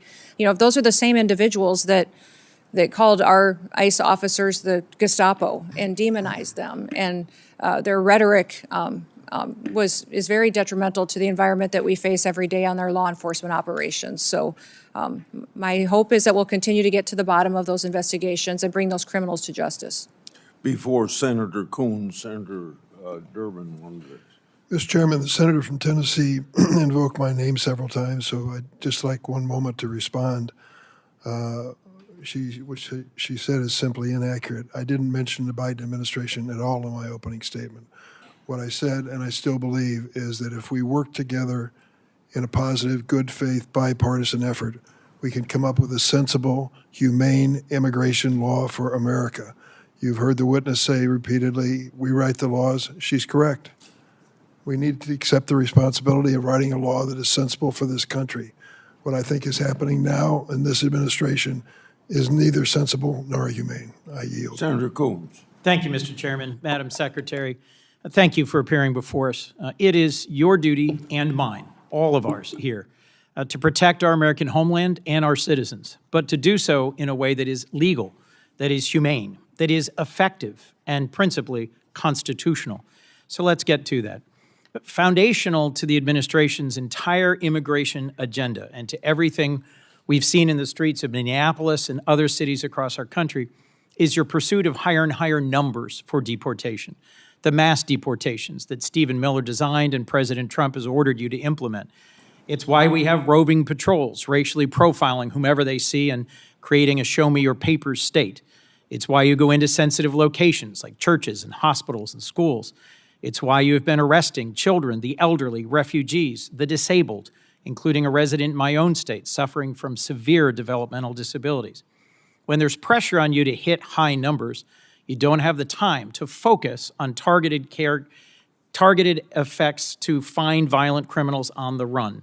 It's easier to simply round up people here breaking no laws and contributing to our communities.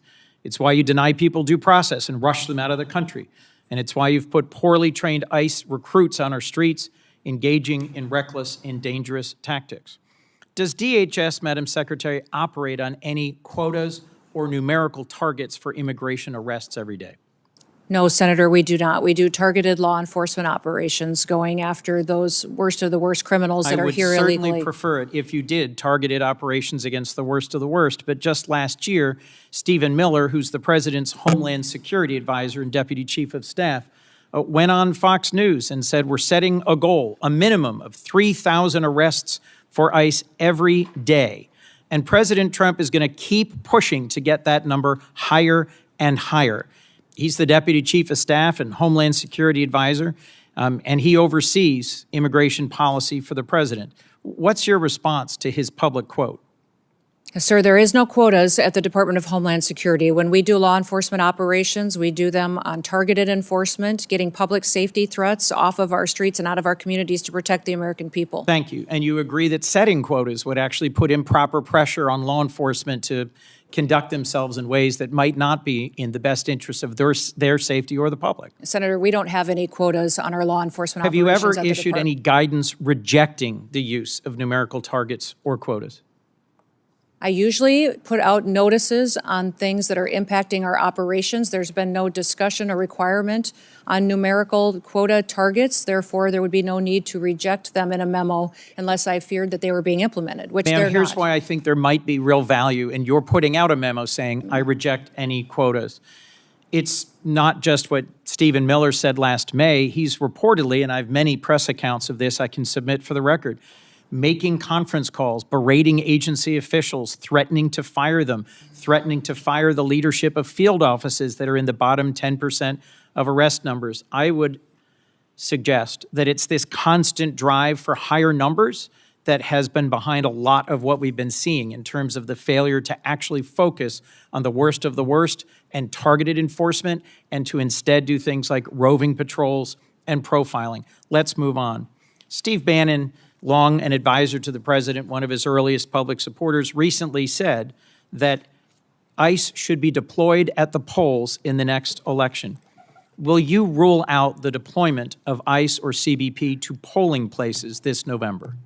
There are no plans to have ICE officers at our polling locations. And I'm glad to do you- hear that, but would you rule it out? Would you say it will not happen? Do you plan on illegal aliens voting in our elections, Senator? I do not. In Okay, fact, then the there should be Heritage no need to, Foundation- unless you plan on illegal Madam aliens Secretary, the voting. Heritage Foundation recently concluded that over a 20-year period where they reviewed hundreds of millions, billions of voting cases, they found only a small handful of actual cases of illegals voting. So I'm concerned by your rebuttal, which suggests you may be unfamiliar with 18 U.S.C. Section 592.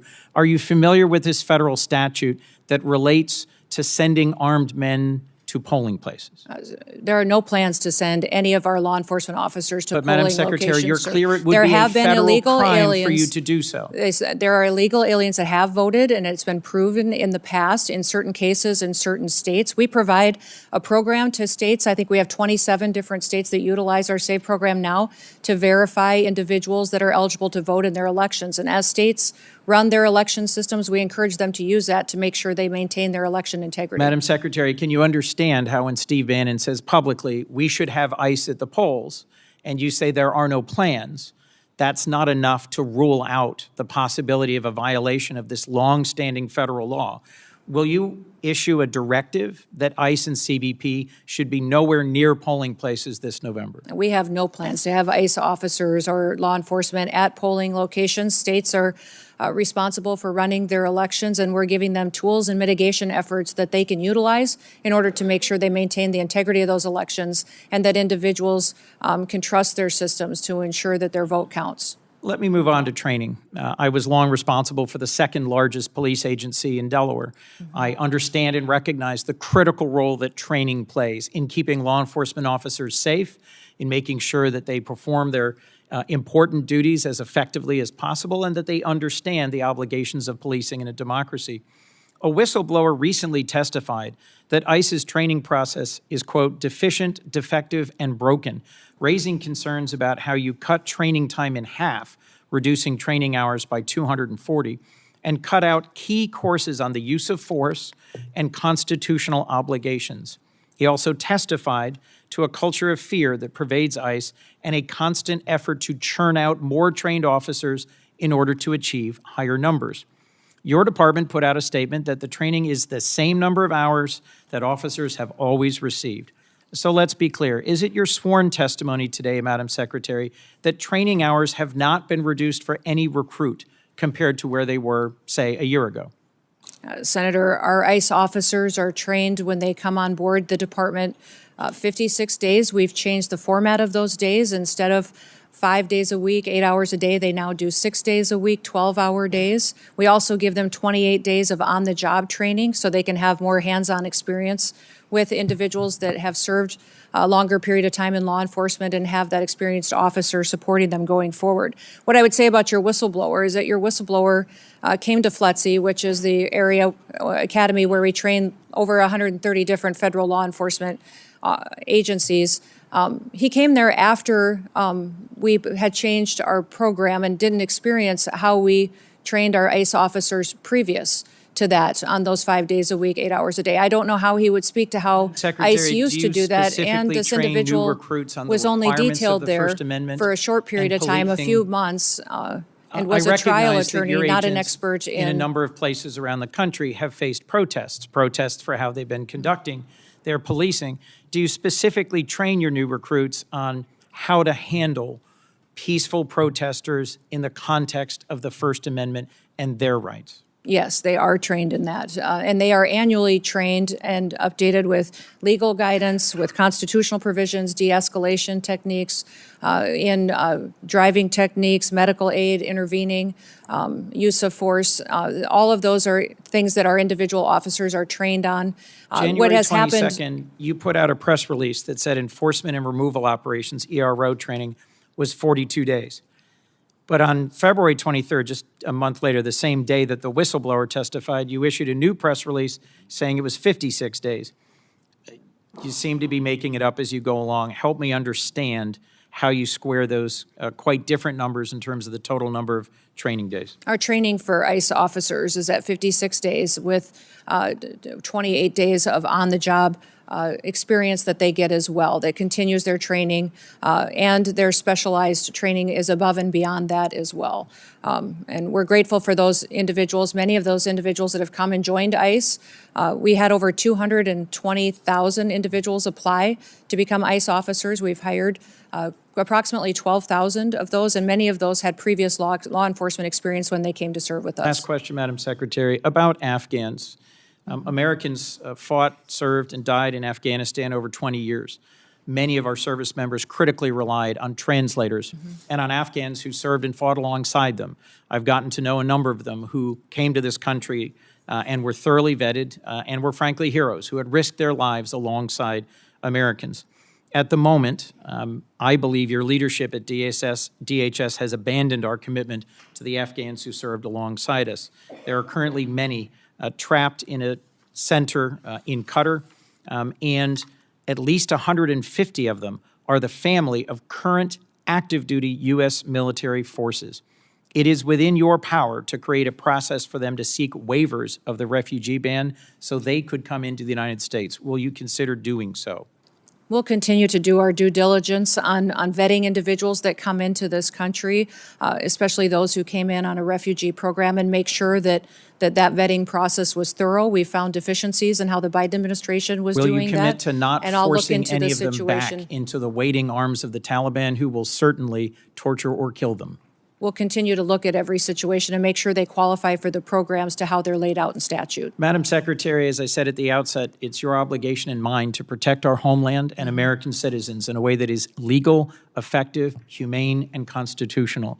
My concern is that across all the different incidents that have been spoken about today, you are failing to do so. You are failing to deliver legal, humane, effective, and constitutional protection for the American people.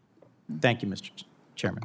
I got three things to do before I call on Senator Britt. First of all, Madam Secretary, you can correct me if I'm wrong, but it seems to me the answer you should have given about Steve Bannon is he's not even in the administration. Correct. So why would he have any influence over what you're doing? Correct. Secondly, we're going to take a break after Britt, Blumenthal, and Schmidt. Lastly, without objection, I'd like to introduce evidence of potential human trafficking that I sent to the Biden administration as part of my unaccompanied children oversight.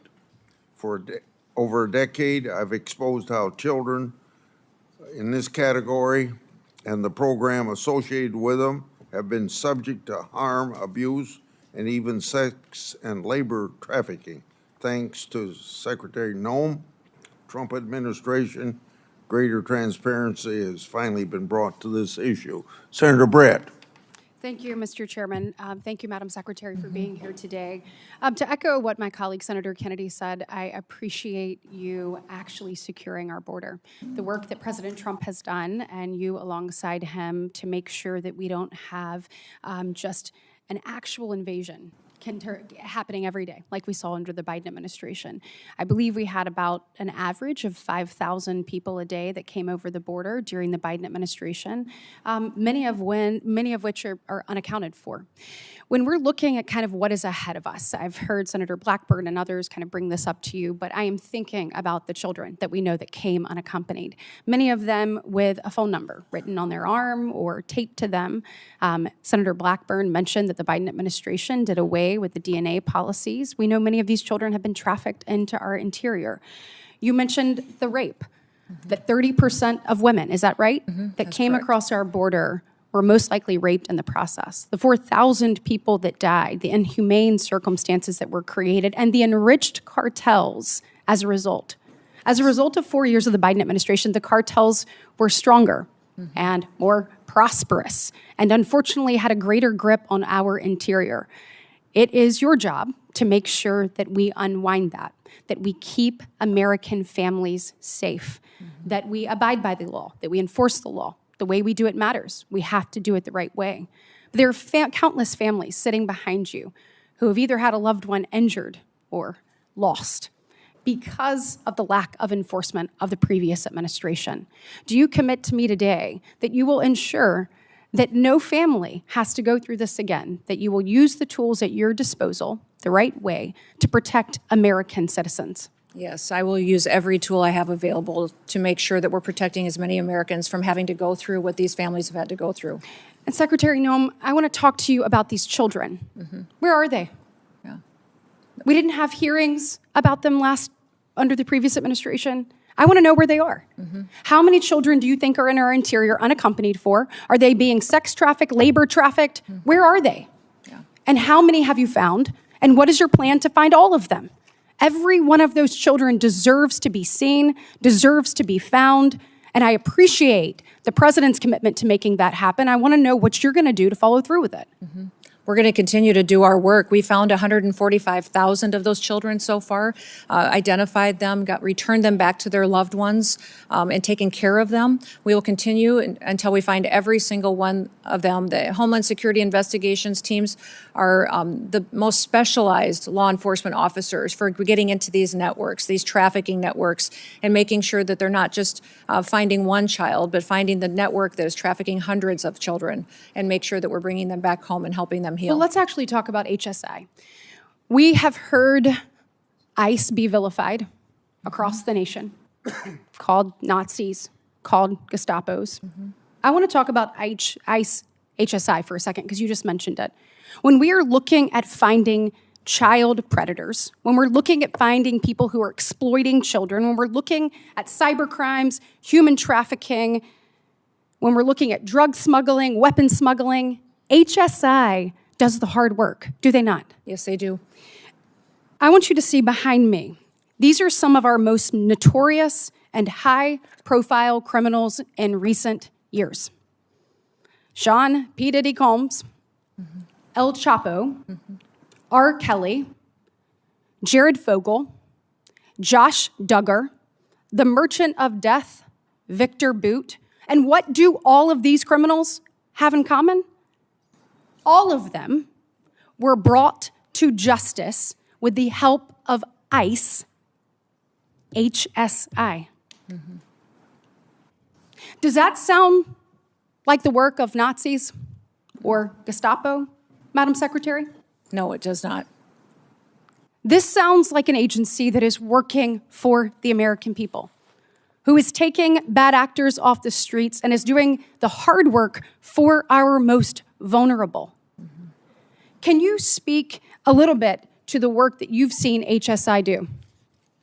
These HSI officers are, I believe, the most exceptional law enforcement officers that we have at the federal level. They specialize not just in identifying sex traffickers and human traffickers, but also any kind of money laundering, financial investment. They partner with our other intelligence agencies to use that information to build cases that we then win in prosecutions and hold those people accountable. And they all have families. They all have families that they care deeply about, and when you talk to them, they will go on and on about how they do their work to make sure that families in the United States can be safe and that they have a future and they can walk down the streets and continue to be entrusted that their kids won't fall victims like they see so many times in their work when they do these types of cases.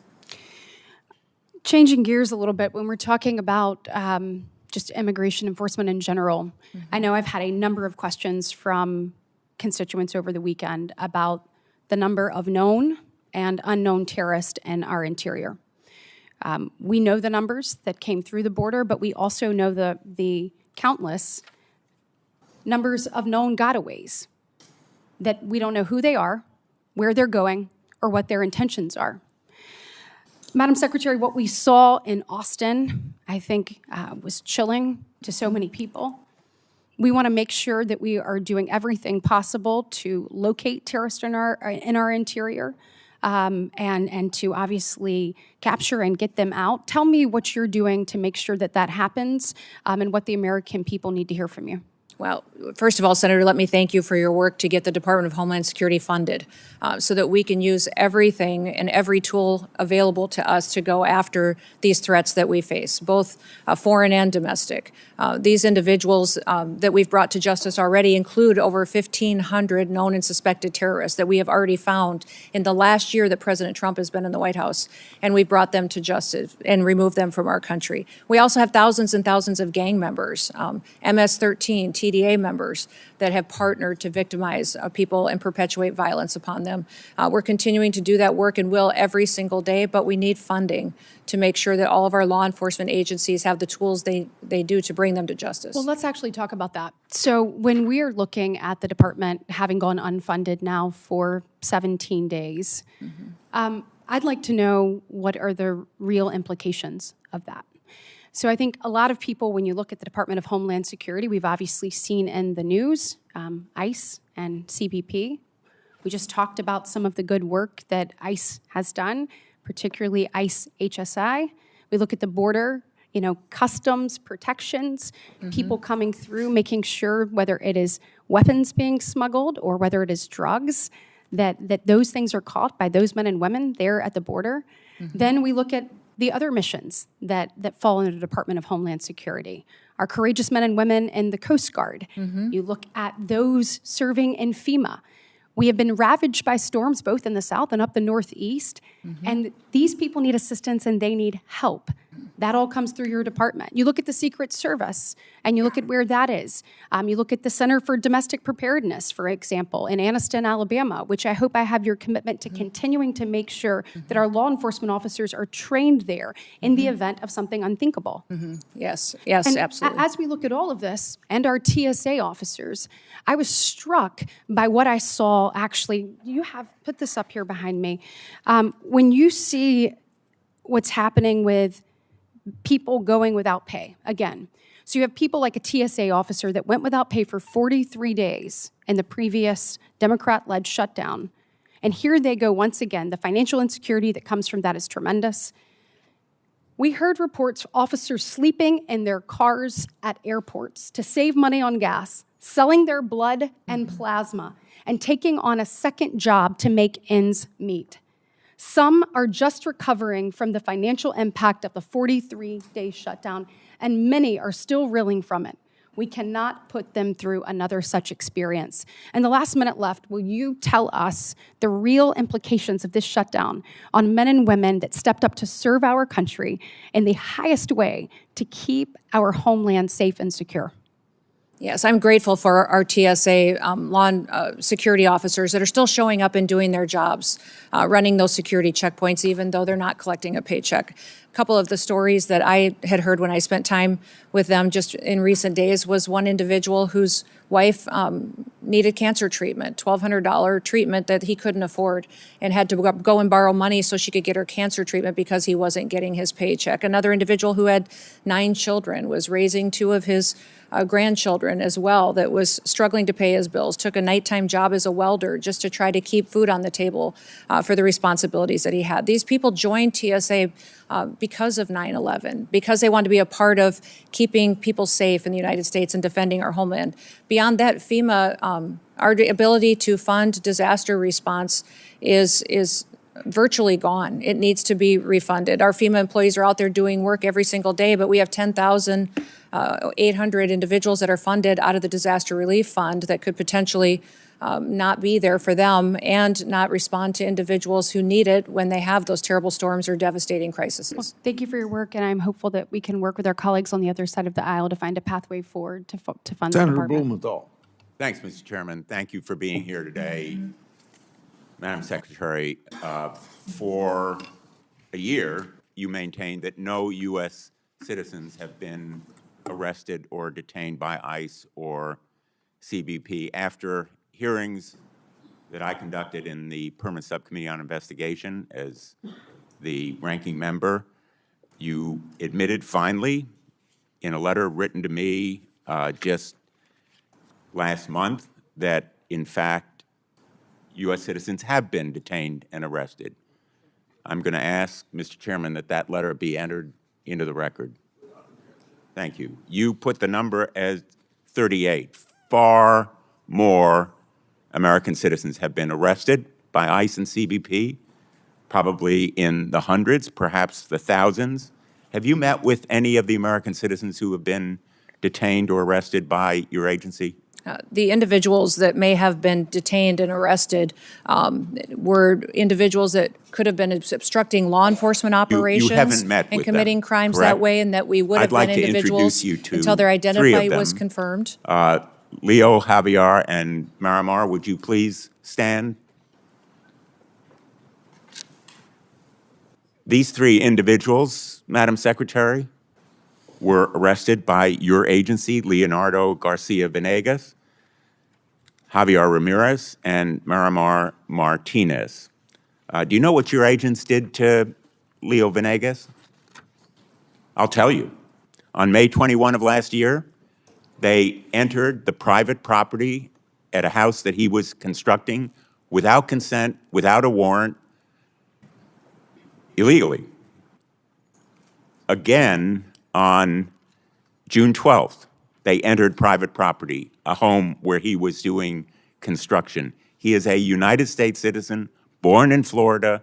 They seized him and ignored and disregarded his proof of citizenship. Wouldn't you agree with me that no U.S. citizen simply working lawfully should be arrested?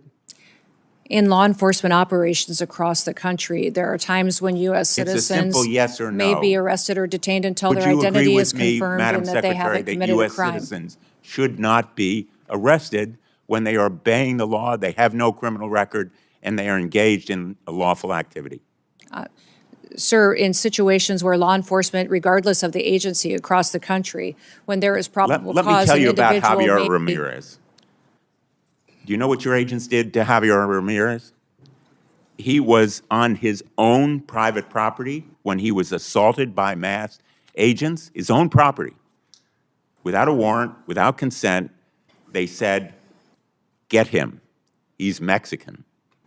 He was violently slammed into the ground while being handcuffed and taken into custody, despite telling officers that he is a United States citizen and even showing them his passport.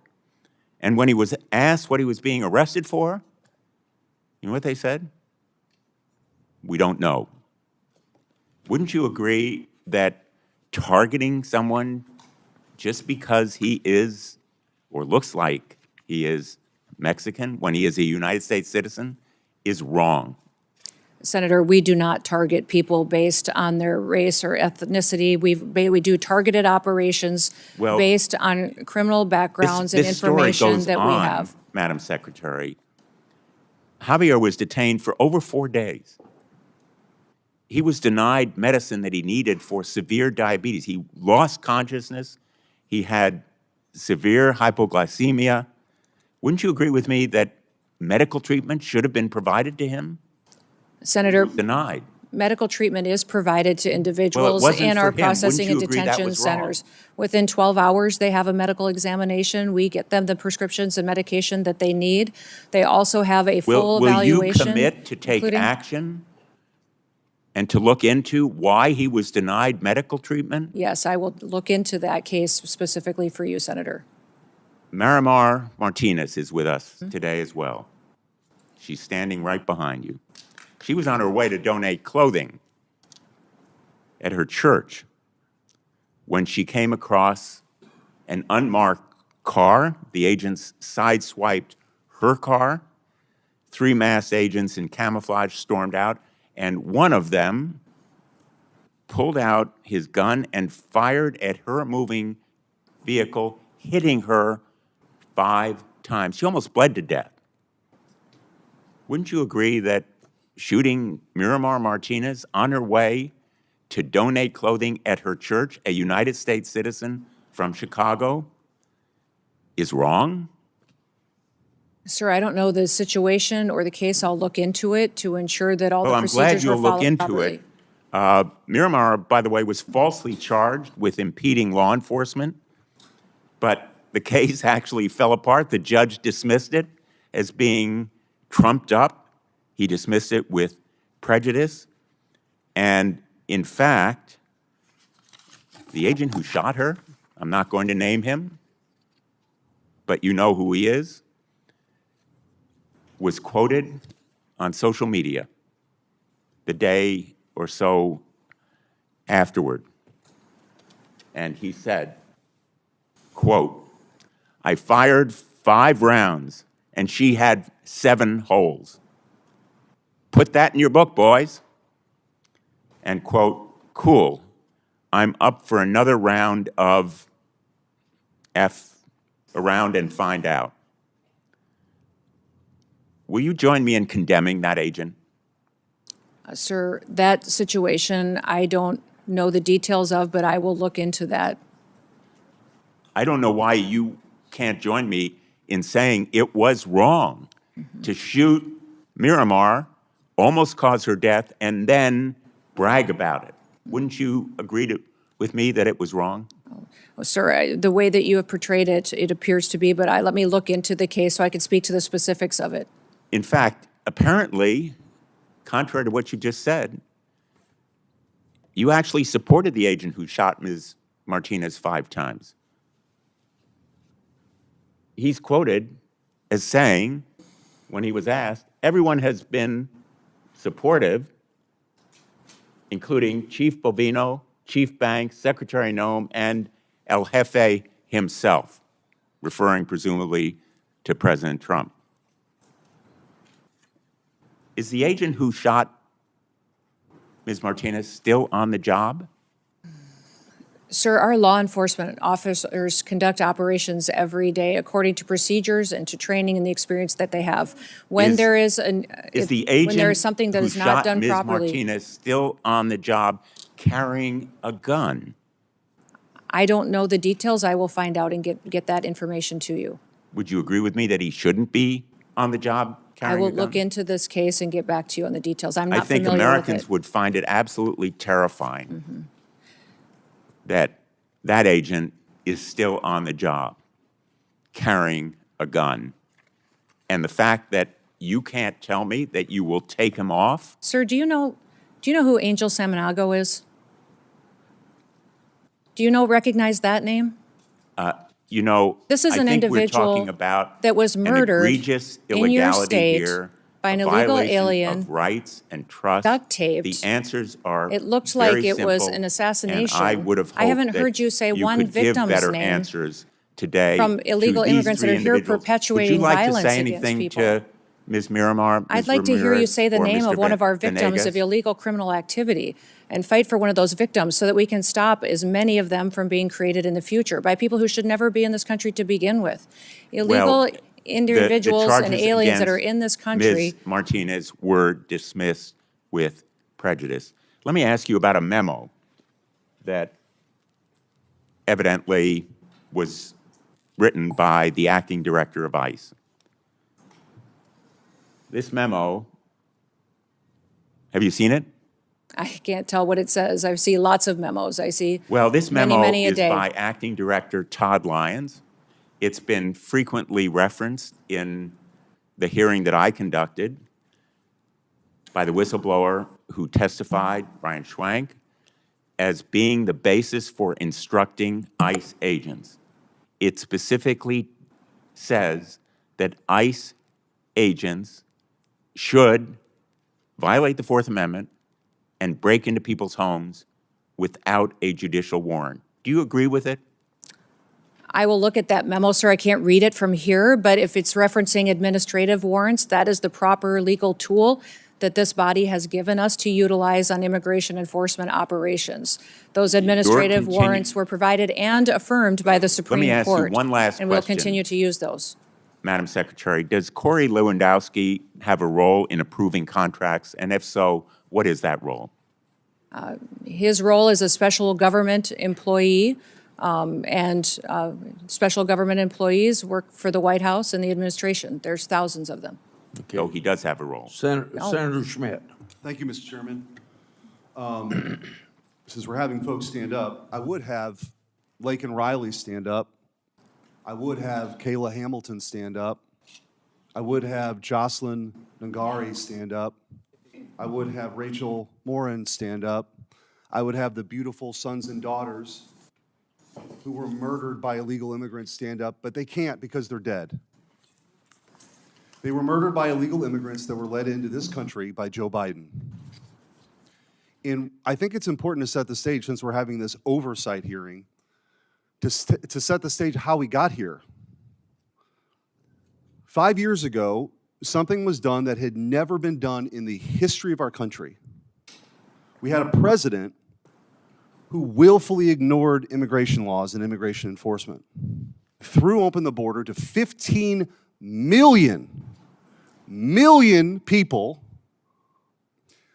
who are here illegally, tens of thousands of murderers, hundreds of thousands of hardened, violent criminals. And we can debate why. I know why. They're trying to pump up the numbers for their congressional districts because they lost the case with the American people. But the tragedies that ensued, the tragedies that were left in the wake of this disastrous policy are what we're left with. And your job now is to finally enforce our immigration laws. And they don't like it. They actually don't think that anybody should have to leave. Because if you create the problem so big, which is what Joe Biden and the Democrats tried to do, the only solution is mass amnesty. And I'm here to tell you, we're not doing it. And the mass deportations will continue. Thank God we front-loaded the money for ICE. Thank God we did it. Because it was just a matter of time. Now, by the way, the outrage machine has moved on to something else, so I actually have hope that maybe we'll actually approve DHS funding. But we're not kneecapping ICE. We're not doing it. We're not going to take away the tools that they have to deport criminals in this country who are raping and murdering sons and daughters. So for all the spectacle that the Democrats want to create, the American people will not lose sight of what this mission is, which is to restore American sovereignty. No country, no sane country would ever do this. We lived through it. Now it's time to fix it. And this sanctuary status that many of these jurisdictions, there's about 11 that matter the most in this country. But what is that about? What does that really mean? It means that the local leaders will not tell ICE when rapists and murderers and criminals are released from prison so they can be deported. Think about that. Think about that. That's what's happening. And by the way, it's happening in Northern Virginia. The new governor just today said that this brutal killer, Abdul Jallo, an illegal immigrant from Sierra Leone with more than 30 prior arrests, who brutally stabbed to death Stephanie Minter, a mother, an American citizen, less than 50 miles from here, she will not work with ICE. If for some reason this monster gets released, she will not let ICE know when he's being released. Think about that. That's what is happening in this country. So forgive me if I don't want to be lectured by the Democrats on this point. I would think in a different time, in a different place, that we could all actually agree that if somebody is here illegally and they're being released from prison, that we would let federal law enforcement know about it. Apparently not. And so if you want to know why we had the flashpoint in Minneapolis, it's because it's a sanctuary jurisdiction that wasn't letting anybody cooperate. It wasn't responding to 911 calls for law enforcement and encouraging people to engage in this kind of confrontation. So I just want to go through a few of these. I mentioned Abdul Jallo. Let's talk about the difference between states that actually work with ICE and states or jurisdictions that don't. This is the contrast. Cecilio Lopez Vaquez was an illegal alien from Guatemala. He was arrested by the Missouri Highway Patrol for DUI. Cecilio had previously been deported in 2006 and had an active rape warrant in Guatemala. Missouri is not a sanctuary state and turned Cecilio over to ICE. He was deported. Thank God. Hernando Garcia Morales was an illegal alien from Mexico. He was arrested multiple times in New Jersey for crimes including burglary. New Jersey is a sanctuary state, failed to notify DHS or ICE. He was released. On January 9th of this year, he threw a baseball-sized rock at a school bus, shattering a window and hospitalizing a third grader. Ariel Nunez Figueroa was an illegal alien from Mexico with an arrest warrant tied to the murder of 43 students at the Ayotzinapa Teachers College. ICE arrested him in Houston, Texas, not a sanctuary city. DHS deported him on March 6th. Christian Espinozo Sarango was an illegal alien from Ecuador, arrested in New Haven, Connecticut for sexually assaulting a minor. He was charged with multiple serious offenses. Connecticut's sanctuary laws prevented cooperation with ICE, and he was released into the community before being rearrested by ICE.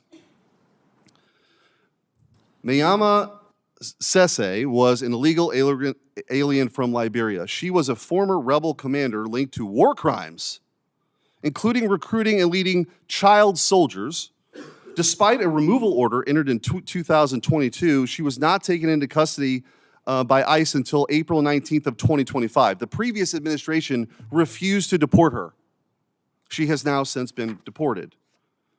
Hector Balderas Ahorne was an illegal alien from Mexico arrested in California for a felony hit and run that killed an 11-year-old boy. California, a sanctuary state, rejected DHS's detainer.